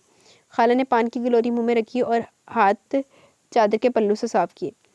खाली हाथ रुखसत करने को दिल नहीं मानता। वो इस अपने खदशात को ज़ुबान नहीं दे पा रही थी। जरीन के ढके छुपे अल्फाज का मफ़हूम इन पर बखूबी अश्कार हो गया था। इसने बातों बातों में बहुत कुछ खरीदना चाहा था। ये लोगों ने जाने कैसे असूल बना लिए। पली पलाई लड़की लेकर जी नहीं पड़ता। लाखों की मालियत का जहेज़ चाहिए। पहले ज़माने गए जब सादगी लोगों का मयार होती थी। नमूदा नमाइश के जरासीम नहीं फैले थे। ना टीवी था, ना रेडियो, ना ही मुआ फैशन था। अब तो लड़कियां 1000 रुपये ब्यूटी पार्लर पर जाया कर आती हैं। न जाने कौन कौन सी क्रीमों के मसाज किए जाते हैं। शोहरों की जेबों का कबाड़ा करके रख देती हैं। हमारे वक्त में ये खुराफात नहीं थे। कीनों के छिलके का गाजा बनाकर मुंह पर मल लिया जाता था। हाले तो कीनू ही नहीं आए खाला जी। मेहंदी, सुरमा और खुशबू में ज़फ़रान इत्तर इस्तेमाल किया जाता था। हार श्रृंगार में ज़्यादा नहीं, बस बाजूबंद, कड़े, बाली, हार, अंगूठी, ये था जामे श्रृंगार। मगर अब तो आवे का आवा ही बिगड़ा। नोमी और सना के भी यही लक्षण थे। आए दिन ब्यूटी पार्लर के चक्कर। मेरे मन को तो ऐसी बातें नहीं लगती, इसलिए तो ऐसी हीरा लटकी ढूंढ कर दी है। सारी जिंदगी संवर जाएगी शगुफ्ता की। इतनी सुगड़ और सलीकामंद, समझदार, चराग लेकर भी ढूंढती तो ना मिलती। जब अपने दिल का टुकड़ा दे रहे हैं तो फिर मादी अशक की क्या हैसियत। खाला की तवील गुफ्तगू का असल मतन वाज़ेह हो गया, मगर फाखरा फिर भी कश्मकश में मुब्तला थी। खाला, लोग क्या कहेंगे? अरे भाड़ में गए लोग और इनकी बातें। खाला ने तनक कर कहा और सनिया को आवाज़ दी, बच्चे तेईस पत्ती वाली चाय तो लाओ। अच्छा खाला जान, सनिया ने बरामदे में कपड़ा लगाते हुए एहतराम से जवाब दिया। कमरी खाला निहाल ही हो गई। फाखरा, बच्चियाँ तुम्हारी सभी नेक और भली मानस है, मगर सनिया की हालतें सबसे अच्छी हैं। शुक्रिया खाला जान। सनिया ने हाँक लगाई तो खाला कल हंसने लगी। शुक्रिया काहे का, तुम तो मेरी सबसे अच्छी बेटी हो, इन्होंने मोहब्बत से कर फाखरा के कान में बोली। इसकी भी फिक्र न करना, सारा के बाद इसका नंबर है। जी खाला। फाखरा अपनी सोचों में गुम थी। चौंक कर अस्पात में सर हिलाने लगी। मुबीन का मजाज कैसा? बच्चा बेचारा कमला के रह गया। खाला ने तासुब से हाथ मत ले और सनिया के हाथ से चाय की प्याली थाम ली। बस खाला, परेशानी ने घर जो देख लिया। जवान बेटे को इस हाल में देखकर दिल कटता है मेरा। फाखरा की आवाज़ भर आ गई। अगर मुनासिब इलाज और अच्छी दवा में असर आती तो अब तक भला चंगा हो चुका होता। फाखरा, एक बात करूँ, तुम्हारा दिल तो ज़रूर दुखेगा, मगर अपने ही काम आते हैं बुरे वक्त में। तुम्हारे दिल का टुकड़ा तुम्हारा खून है, वो इतना पत्थर दिल नहीं। तुम बात तो करके देखो, शायद अब हालात मुख्तलिफ हों। इन्होंने झिझकते हुए कह दिया। वैसे भी वो दिल में बात रखने वाली नहीं थी। मुझे खैरात और भीख नहीं चाहिए, ना मैं कशकोल लेकर इसकी मिन्नतें करूँगी। फाखरे ने सर्द आवाज़ में कहा। हाँ, मिन्नतें ना करी किसी दी ते ना पुत्तरा पहाज करके बैठा ली सारी जिंदगी ऐसे। वो कोई गैर अजनबी तो नहीं। इन्होंने चाय पीकर होंठ चादर से साफ किया और कप जख्त के नीचे रख खसका दिया। मेरे लिए कतन अजनबी है, वो जहरखंद हुई थी। अगरचे इसके जिक्र से दिल पर आरे से चल गए थे, मगर आंखों में मुकम्मल सख्ती थी। फाखरा, दिल बड़ा करके एक मरतबा कहकर तो देखो, यकीनन तुम्हारी कुछ परेशानियां तो कम हो जाएंगी। वो अपने मौक़िफ़ पर हमस कायम थी। मैं इसके जहर में बुझे लफ्ज़ों और मानों को सच नहीं करना चाहती। वो तो यही कहेगा मुझे ज़रूरत इस तक खींच लाई है। फाखरा ने थके थके लहजे में कहा। तुम्हारे इस पर पूरा पूरा हक है। खाला ने अपनी ऐनक साफ की और नाक पर टकाई। वो फाखरा की दिली कैफियत से वाकिफ़ थी, जानती थी कि बहुत से सदमात फाखरा ने अपने नातवा दिल पर झेल लिए। माजी को रेदने से महज दिल ही दुखेगा बेचारी का। खाला, दरख्त का फल वही खाने का हक रखता है जिसने इस दरख्त की देखभाल की हो, काट छांट करके अपनी मेहनत और मोहब्बतों का पानी दिया हो, इसकी भरपूर हिफाजत की हो। फाखरा की आवाज़ रंग गई। इन्होंने दुपट्टे के पल्लू से नम आंखें पहुंची। मैं इस दरख्त की घनी छाँव के नीचे बैठने का कोई हक नहीं रखती। वो भूख फूट कर रो रही थी। मेरे मुकद्दर में कड़ी धूप में जलना लिखा है। फ़र्ज़ करो कभी वो खुद आ गया तो। खाला ने कुछ सोचते हुए धीरे से कहा। कभी नहीं आएगा, बड़ा ना परस्ता, और फिर वो इसे आने भी कहाँ देगी। इससे हमसे नफरत है, हमारे माहौल और रहन सहन से नफरत है। फाखरा तल्खी से बोली। पालने पोसने का ये सिला दिया। खाला को भी ना जाने क्या कुछ याद आ गई। इसी पल सारा कॉलेज से आ गई। खाला को देखकर सलाम किया और बैठकर जॉगर्स उतारने लगी। तुम्हारे इम्तिहान कब तक शुरू होंगे? अब वो सारा की तरफ मतवज्जा होगी। 2 माह तक, इसने मुख्तसर जवाब दिया, झुककर जॉगर्स उठाने लगी। आज क्या पकाया? सारा ने किताब में सर दिए बैठी सनिया से आहिस्तगी से पूछा। आलू का पराठा हॉटपॉट में रखा, अचार भी मौजूद है। चाय बना लो और मज़ेदार लंच से लुत्फ़अंदोज़ होने के साथ बाद बर्तनों के ढेर को भी धो लेना। कल भी तुमने बर्तन नहीं धोए थे। आप ही थकी हारी स्कूल से आती है, फिर बिखरे पिलावे को देखकर इन्हें सब कुछ समेटना पड़ता है। सनिया ने किताब पर निगाहें जमाए जवाब दिया। खिलाफ तवक्का सारा ने मुंह बनाए बगैर ओके मैडम कहकर सबसे पहले बर्तन धोए और फिर पराठा गर्म करके पेट पूजा की। सनिया हैरान सी तमाम कार्रवाई देख रही थी, पूछे बगैर न रह सकी। सारा, तुम्हारी तबीयत तो ठीक है? क्यों, मुझे क्या हुआ है? सारा ने हैरानी से कहा। बगैर माथे पर बल डाले बर्तन धोए, खामोशी से आलू के पराठे को मानो सलवा समझ कर खा लिया। मेरी हैरत तो बजा है ना। सनिया ने वजाहत की तो वो मुस्कुराने लगी। मैं क्या इतनी बुरी हूँ? नहीं, तुम तो बहुत अच्छी हो, सबसे अच्छी, मगर तुम्हारी कुछ आदतें दूर मखनून आपी से मिलती हैं। सनिया सारा से अंदाज में कह रही थी, मगर दाखिली दरवाजे से अंदर आती सरवा के कदम गोया ज़मीन ने जकड़ लिए थे। देखे दूर मखनून का कनेक्शन तो निकल आया, हूँ ज़्यादा भी अन्ना निकलना ना लिख लो, ना मेरी गल लिख लो। मेरी जान, तुम भी भूलने की चीज़ हो क्या? तुम्हारी खनकती हंसी तो अभी तक कानों में रस खोलती रही है यार। ओ यार, तुम्हारी कुर्बत का खुमार तो 6 साल बाद भी नहीं उतरा। ना ना, अब ऐसी ऑफर्स पर कान धरने वाला नहीं। अरे वो तो बफरी शेरनी है, पता चल गया ना इसे, तो मेरी और तुम्हारी ऐसी की तैसी कर डालेगी ना यार। वो मैं तो सच्ची तौबा कर चुका हूँ। जब अपना माल मौजूद हो तो इधर उधर मुँह नहीं मारते। तुम भी कोई हतमी फैसला करके अपनी नैया पार लगाओ। कब तक हमारे जैसों से जी हिलाओगी? वैसे भी सेठ हाकिम ने तुम्हारे लिए काफ़ी कुछ छोड़कर दुनिया को गुड बाय किया। कोई किस्मत का हमारा स्टेटस का शिदाई दाम में फंस ही जाएगा। ज़रा हमसे निगाह हटाकर इधर उधर निगाह नज़र दौड़ा, कोई काट का उल्लू तुम्हें मिल ही जाएगा। ना जी, हम तो असीरे इश्क होकर बिल्कुल बेकार हो चुके हैं। हद होगी बेशर्मी की, इतनी आमियाना गुफ्तगू। अनवा के रुखसात तप उठे। धाड़ से दरवाज़ा खोले वो खूनख्वार तेवर लिए कमरे में दाखिल हुई। लो आगे हमारी जान के दुश्मन। इसने मोबाइल ऑफ करके सोफे पर पटका और खुद बेड पर नीम दराज होकर बकौर अनवा के तासुरात का जायजा लेने लगा। किससे ऐसी घटिया गुफ्तगू फरमाई जा रही थी? अनवा ने आग बगोला होकर कहा और मोबाइल उठाकर नंबर चेक करने लगी। मारिया का नाम स्क्रीन पर जगमगा रहा था। अनवा तप कर चीख उठी। क्यों किया था इस फसादन, बेशर्म, बेहया, बेगैरत ने फ़ोन? कोई और भी बेरहगी तो कह डालो, गुस्सा दिल में नहीं रखते। ख्वाम का बीपी शूट कर जाएगा। वो नहायत इत्मीनान से टीवी ऑन करके रिमोट उछालता बोला। आइंदा अगर इस लुमड़ी से बात की तो फिर देखिएगा। इसने वार्निंग देने वाले अंदाज में भड़क कर कहा तो ज़ियान अश कर उठा। इस सदा पर कुर्बान हो जो इसके मुंह पर लुमड़ी कह देना, कसम से अवार्ड दूंगा। मैं ही पागलों चीखती चिल्लाती रहती हूँ। इन मोहतरमा को तो परवाह नहीं। आप जिसे चाहे पहलू में बिठाएं, जिससे चाहे जान जान कहकर गुफ्तगू करें, जिसका दिल चाहे मुंह उठाकर घर आ जाए। वो गुस्से से फनका रही थी। इसी बात से अंदाज़ा लगा लो इसके नज़दीक मेरी कोई वैल्यू नहीं, मुझे इससे कोई दिलचस्पी नहीं। Very simple. ना इसे मुझसे कोई लगाव, ना मुझे रानी से उनसीयत। ज़ियान ने सोचा लगे हाथों अनवा की कुछ गलत फहमियाँ दूर कर दे। जो खदशात से रानिया से थे सब बेबुनियाद और बूदे थे। वो सिर्फ एक कागजी ताल्लुक था जिसे आज तक वो कानूनी तौर पर ख़त्म करने का सोच रहा था। वो मजीद इसे अपने खोटे से बांध कर अपने नामा माल को स्याह करना नहीं चाहता था। वो अपने किए का कफ़ारा अदा कर चुकी थी। इसके अंदर भी नफरत और इंतकाम की चिंगारियां बुझ गई थी। इसने बहुत मनज़्ज़म तरीके से अपनी लाइफ को सेट किया था। अब मजीद कोई नुकसान बर्दाश्त से बाहर था। वो आपकी बीवी तो है ना, अब नहीं रहेगी। इसका इत्मीनान काबिल दी था। अनवर ठिठक सी गई। आप कहना क्या चाहते हैं? वही जो तुम समझ रही हो। ज़ियान टीवी पर थिरकती हसीना को बगौर देखता संजीदगी से बोला। अनवा ने इसकी नज़रों के ताक़ुब में देखा और फिर गुस्से से रिमोट उठाकर चैनल बदलने लगी। ज़ियान हैरान परेशान अनवा की तरफ मतवज्जो हो गया। क्या बात है जलन और हसद की? डियर बेगम, इस हसीना ने उछलते कूदते टीवी से बाहर तो नहीं आ जाना। खुद 6 फुट दूर बैठ कर गोलाबारी करना और मुझे टीवी पर नाचती हसीनाओं को देखने की इजाज़त नहीं। बड़ा ही कुछ ठरकी आदमी है ज़ियान साहब थे। वो मैंने ड्रामा देखना है। अनमा कदर खिजल सी होकर बेरबत बोलने लगी। आपने कब से ड्रामा में दिलचस्पी लेना शुरू कर दी? ज़ियान को इसे ताने चढ़ाने में मज़ा आने लगा था। तुम्हारे जलने और हसद की रफ्तार देखकर मुझे अंदाज़ा हो रहा है कि तुम तो मेरे मोबाइल, लैपटॉप, सेल, गाड़ी से भी जेलस होना शुरू कर दोगी, क्योंकि ये 2009 के नए मॉडल मुझे काफ़ी अजीज़ हैं। मेरे दोस्तों से तुम ऑलरेडी जलती हो, अब सेक्रेटरी से हसद करना शुरू कर देना। ये अलामत मोहब्बत को ज़ाहिर करती है। तुम मान जाओ कि ज़ियान अबी से तुम्हें गहरी, बेतहाशा, बेहिसाब मोहब्बत हो गई है। खुश फहमी बहुत है अपने बारे में। अनवा जज्बत सी होगी। ज़ियान के दुरुस्त अंदाज़े अक्सर इसे खजल कर देते थे। अनवा, मैं बहुत कॉन्फिडेंट हूँ। मुझे यकीन है कि मेरी मोहब्बत की आखिर जीत होगी। तुम मेरी मोहब्बत की शिद्दतों के आगे सिरनगू हो जाओगी। मैं लोगों की बैकआउट नहीं करता और तुम्हें दगा देने का सोच भी नहीं सकता। कभी मेरी चाहतों को शक की निगाह से न देखना। मैं तुम्हारे साथ फेयर हूँ, सर से पाँव तक तुम्हारा। इस दिल में सवाए तुम्हारे किसी की शबीह नहीं। मैं माजी में रहने वाला इंसान ही जो बीत के ऐसे याद करने से कुछ हासिल नहीं हो। मेरा और रानी का कोई रिलेशन ही ना कल था ना आज है। शादीशुदा हूँ, जान चुकी होगी कि मेरी बात का मफहूम क्या है। शादीशुदा हो, जान चुकी होगी कि मेरी बात का मफहूम क्या है। बार बार वजाहतें नहीं दूंगा। ये एक पेपर मैरिज है। हालात ही कुछ ऐसे थे कि मुझे इस पेपर मैरिज को निभाना पड़ा। वो इस घर में मौजूद है, ज़रूरत की तमाम चीज़ें से मैसर हैं। इसके अलावा मैं रानिया को कुछ नहीं दे सकता। कभी इसकी वकालत करने की कोशिश भी ना करना। तुम वो नहीं जानती जो कुछ मैं जानता हूँ। मेरी ज़िंदगी में तुम्हारी जो अहमियत है वो किसी की भी नहीं हो सकती। अपने जहन से तमाम खदशात झाड़ फूंक दो। मुझे फ्रेश औरत, खुसूसन बीवी, दिल को लुभाती है। अब अपना मूड बेहतर करो और हमारा दिल बहलाने का सामान करो। ज़रा अच्छी सी तैयार श्यार होकर मेरे सामने बैठो ताकि तुम्हें देखकर मैं अपनी खुशबख्ती पर और मगरूर हो जाऊँ। इसने बात के इख्तिताम पर कश्मकश में मुब्तला अनवा का हाथ थाम कर अपनी तरफ घसीटा। वो तवाज़ुन बरकरार नहीं रख सकी। कटी हुई शाख की तरह लहराती हुई इस पर आन पड़ी गिरी। ज़ियान ने इसके नाजुक वजूद को झटका देकर ज़ोर से भेजा तो वो चिल्ला उठी। ये क्या बेहूदगी है ज़ियान? इसे बेहूदगी नहीं, मोहब्बत कहते हैं। तुम्हारी कुछ बातें नाकाबिले बर्दाश्त होती हैं, मगर कुछ ऐसी हरकतें, मसलन मारिया से जलना, कुड़ना, रानी से जेलसी, ये चीज़ें मुझे बहुत अट्रैक्ट करती हैं। मेरा तमाम तर गुस्सा झाग की तरह बैठ जाता है। अब तो तुमने टीवी के मॉडल से जलना शुरू कर दिया तो मुझे तुम पर टूट कर प्यार आ रहा है। अब इस प्यार भरी मशक्क़त को तो सहना ही है। हमारी जिन्नू खेजी की कुछ अमली मज़ाहिर तो आप देख चुकी हैं, अब कुछ अब देख लीजिए। इसने अनवा के बालों को झटका देकर भरपूर शरारत कर डाली। वो हया और शर्म से झंझना उठी। यहाँ तो ससुराल वालों का भी कोई ड्रावा नहीं था और ना ही ज़ियान साहब किसे डरने झिझकने वाले थे। अभी कुछ देर पहले आपने जिन जाना था।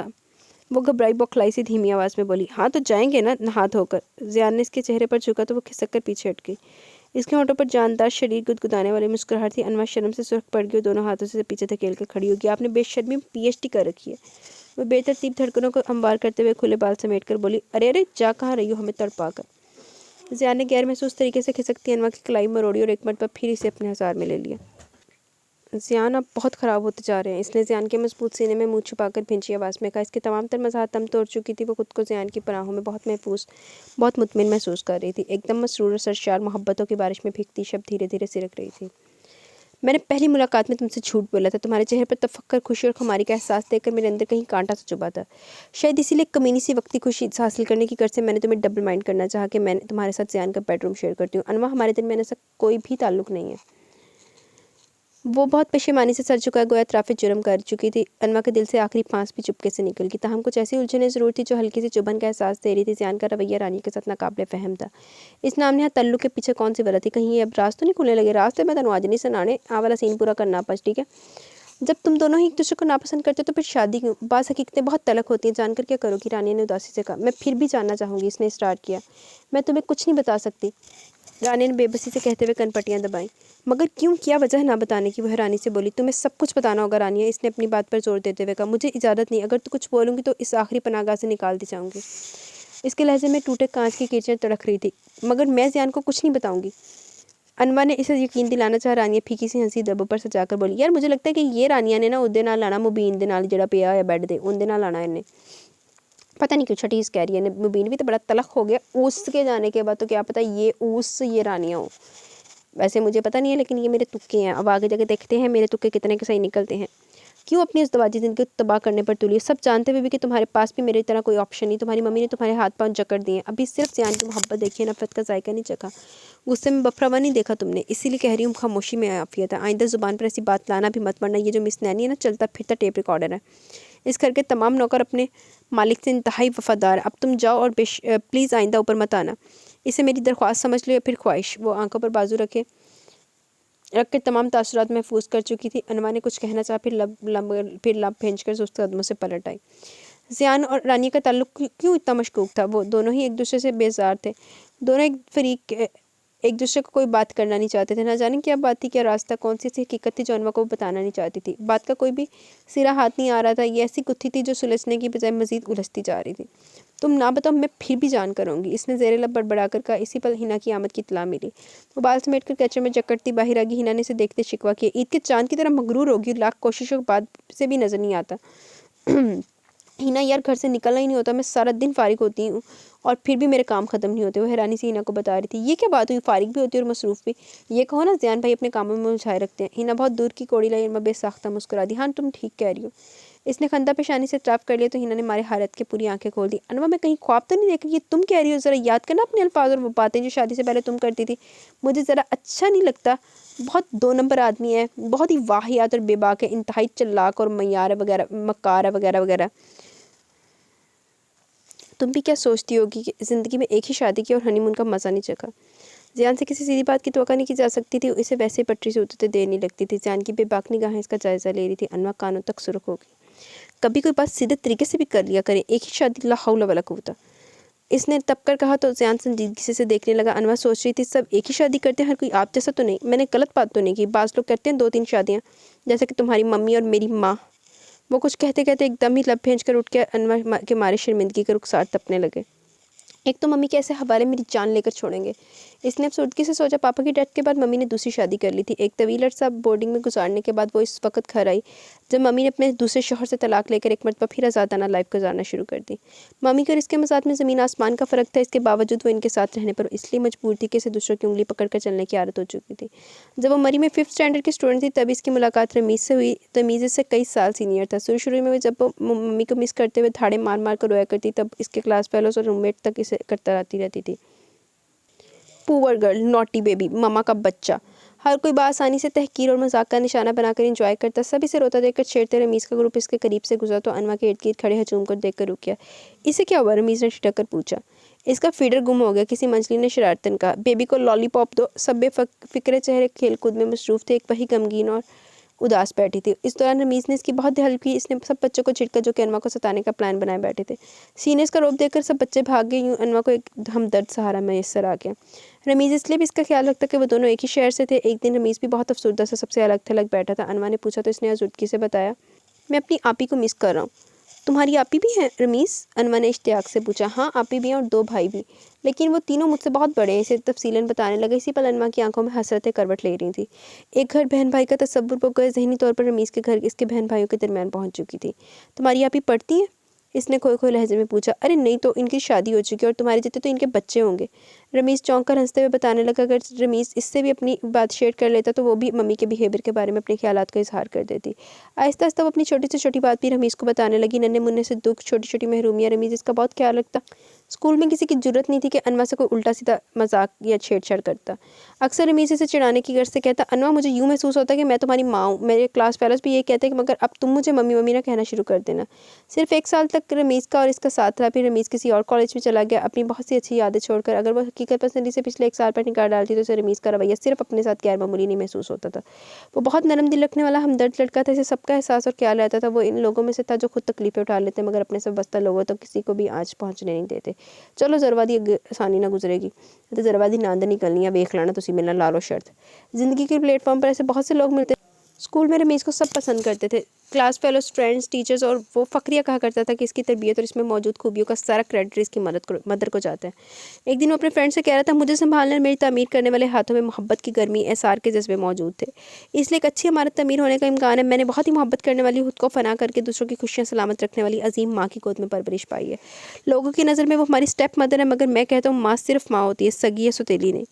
ऐसी मदर कहाँ होती है? अनवा यासिर से कई पहर सोचती रहती। और कल शाम इतने सालों बाद इसने न्यू फैशन बुटीक में बिल्कुल अचानक गैर मुतवक्का रमीज़ को देख लिया, और ना सिर्फ देखा बल्कि इसमें ज़ाहिरी तब्दीलियों के बावजूद पहचान के मरहले में भी तय कर लिए।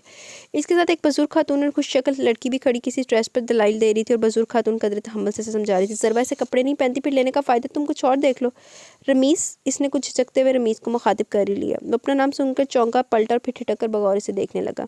आंटी और लड़की भी इसकी तरफ मतवजा होगी। नहीं पहचाना ना? अनमा ने मायूसी के आलम में दाएं बाएं सर हिलाते हुए पूछा। अनमा एकदम ही कुछ फ्लैश हुआ। पोनी टेल चलाती रोती धोती गुलाबी गुलाबी सी बच्ची घास पर फसकड़ा मारे बैठी थी। रमीज़ को बहुत कुछ याद आ गया और अनमा की याददाश्त पर भी शदीद हैरानी हुई, जबकि अनमा इसके मुंह से अपना नाम सुनकर खुशी से खिल उठी थी। तुमने मुझे पहचान लिया रमीज़? एक बहुत अच्छा पुराना और गुमशुदा दोस्त अचानक सामने देखकर फितरी सी खुशी ने अनमा को अपनी लपेट में ले लिया। यकीनन, रमीज़ ने मुस्कुराकर कहा और फिर माँ की तरफ मतवजा होकर तारुफ की रस्म निभाई। अम्मा ये अनमा है, अम्मी ये अनमा है। मरी में हम साथ थे, मगर ये मुझसे काफ़ी जूनियर थी। पहली मुलाकात में ये मुझसे रोती धोती मिली थी, मगर ये वो बात काफ़ी पुरानी है। इस अनमा से आज की अनमा मुख्तलिफ लग रही है, खुशबाश और पुरएतमाद। अमेजिंग यार, ये किसका कमाल है अनवा? आपने तारुफ करवाई या हमें मतला किया कि अनवा पहले बहुत रोया करती थी? समन ने दिलचस्पी से इसकी तरफ देखते हुए और कदर तप कर बोली, मैं समन हूँ, बदकिस्मती से इनकी भांजी। अक्सर अपने जाने वालों से मेरे मामा जान मेरा तारुफ करवाना भूल जाते हैं। मुझे आपसे मिलकर बहुत खुशी हो रही है। समन ने बहुत पुरजोश अंदाज में इसे हाथ मिलाकर कहा, क्या कर रही हो आजकल? अब वो पूरी तरह इसकी तरफ मतवजा था। फारिक अनवा ने हाथ छाड़े और इसकी तरफ देखा, गोया कह रही हो कि तुम लेडीज़ बुटीक में क्या कर रहे हो? वो कुछ बताना चाह रहा था जब समन झट से बोली, अरे आप फारिक होती हैं, पढ़ती वढ़ती नहीं है? मेरी नानो कहती है कि खाली दिमाग शैतान का घर होता है। बेशक पूछ ले नानो से, पास ही तो खड़ी है। समन रमीज़ की आंखें दिखाने के बावजूद पटर पटर बोल रही थी। शिगुफ्ता बेगम कपड़ों की तरफ मतवजा नहीं। मैंने मास्टर्स किया और मेरी शादी हो चुकी है। अरे सच? समन ने एक दिल फ्रेब चीख मारी। रमीज़ ने भी इसके पूरे एतमाल अंदाज को खुशगवार हैरत से मुलाहिजा किया। आप शॉपिंग करने आई होंगी यकीनन। समन ने इसके हाथ में मौजूद शॉपिंग बैग देखकर अंदाज़ा लगाया। पुरानी के लिए कुछ ड्रेसेस खरीदने की घर से मार्केट आई थी। मैंने तकरीबन शॉपिंग कर लिया, अब वापस आने लगी थी जब रमीज़ पर नज़र पड़ी। रमीज़ में भी बहुत चेंज आ गया। वो भरपूर सेहतमंद नौजवान मर्द के रूप में खड़ा बहुत अच्छा लग रहा था। मामा आप इन्हें इन्वाइट नहीं करेंगी? चुलबुली से समन ने रमीज़ को मामा आप इन्हें इन्वाइट नहीं करेंगे? चुलबुली से समन ने रमीज़ को टोका देकर कुछ याद करवाना चाहा। क्यों नहीं? ने कहा तो सादगी से हो रहा, अलबत्ता वलीमा का कार्ड तुम्हें मिल जाएगा। अपना एड्रेस तो बताओ। तुम्हारी शादी हो रही है? फैंटास्टिक। वो खुशी से भरपूर लहजे में बोली, मैं ज़रूर आऊँगी, तुम एड्रेस नोट कर लो। अनवा बेटे कितने बच्चे हैं आपके? शगुफ्ता बेगम अपनी खरीदारी मुकम्मल करिए इसकी तरफ मतवजा होगी। अनवा इसके सवाल पर बेहद सहम गई। अभी तो नहीं है, इसने सुर्ख चेहरे के साथ सर झुकाए जवाब दिया। इन्होंने मोहब्बत से इसके सर पर हाथ फेरा और बोली, अल्लाह जल्द गोल हरी करे, औरत माँ बनकर ही मुकम्मल होती है। इनके लहजे में शफकत और नरमी थी। अनवा बेहद हद दर्जा मुतासर हुई। मेरी अम्मी बहुत ग्रेट है। बहुत पहले रमीज़ के बोले कई चंद अल्फाज जहन के पर्दे में लहराए तो अनवा को सचमुच इसके अजीम होने का यकीन आ गया। इसने पहली मरतबा 113 माँ का अपने बच्चों से एक वालहाना अंदाज मुलाहिजा किया था। यहाँ तो अपनी कोख से पैदा करने वाली माँ औलाद को किसी के नफ़रत की तरह कबूल करती है। इसने तनफ़्फ़ुर से सोचा। जी तो गाइज़, यहाँ पे हमारी 3rd एपिसोड अपने इख्तिताम को पहुँची। कैसी लगी आपको एपिसोड? अपनी राय का ज़रूर इज़हार कीजिएगा। अब इंशाल्लाह कल मिलेंगे न्यू एपिसोड के साथ। कल का मैं पक्का कन्फर्म नहीं करती आपको, तो परसों तो मेरे मोस्ट प्रोबेबल 90% चांसेस है कि परसों नावल नहीं आएगा, ना एपिसोड आएगी ना नावल आएगा। कल का कुछ कह नहीं सकती। पूरी कोशिश करूँगी कि कल मॉर्निंग में आपको एपिसोड दे दूँ, लेकिन अगर ना दे सकी तो कल के लिए भी माजरत। और संडे को इंशाल्लाह लाजमी आएगी। और सैटरडे का मैं कुछ कह नहीं सकती। सैटरडे का ये है कि अगर तुम्हें टाइमली घर वापस आ गई तो फिर दे दूँगी, अगर ना आ सकी तो फिर सैटरडे को भी माजरत। लेकिन मेरा ख्याल है, मुझे उम्मीद है कि मैं इतनी लंबा ऑफ नहीं लूँगी, इंशाल्लाह जल्दी आ जाऊँगी, ठीक है। तो बाकी आप दुआ में याद रखिएगा, इंशाल्लाह कल मिलते हैं अगर टाइम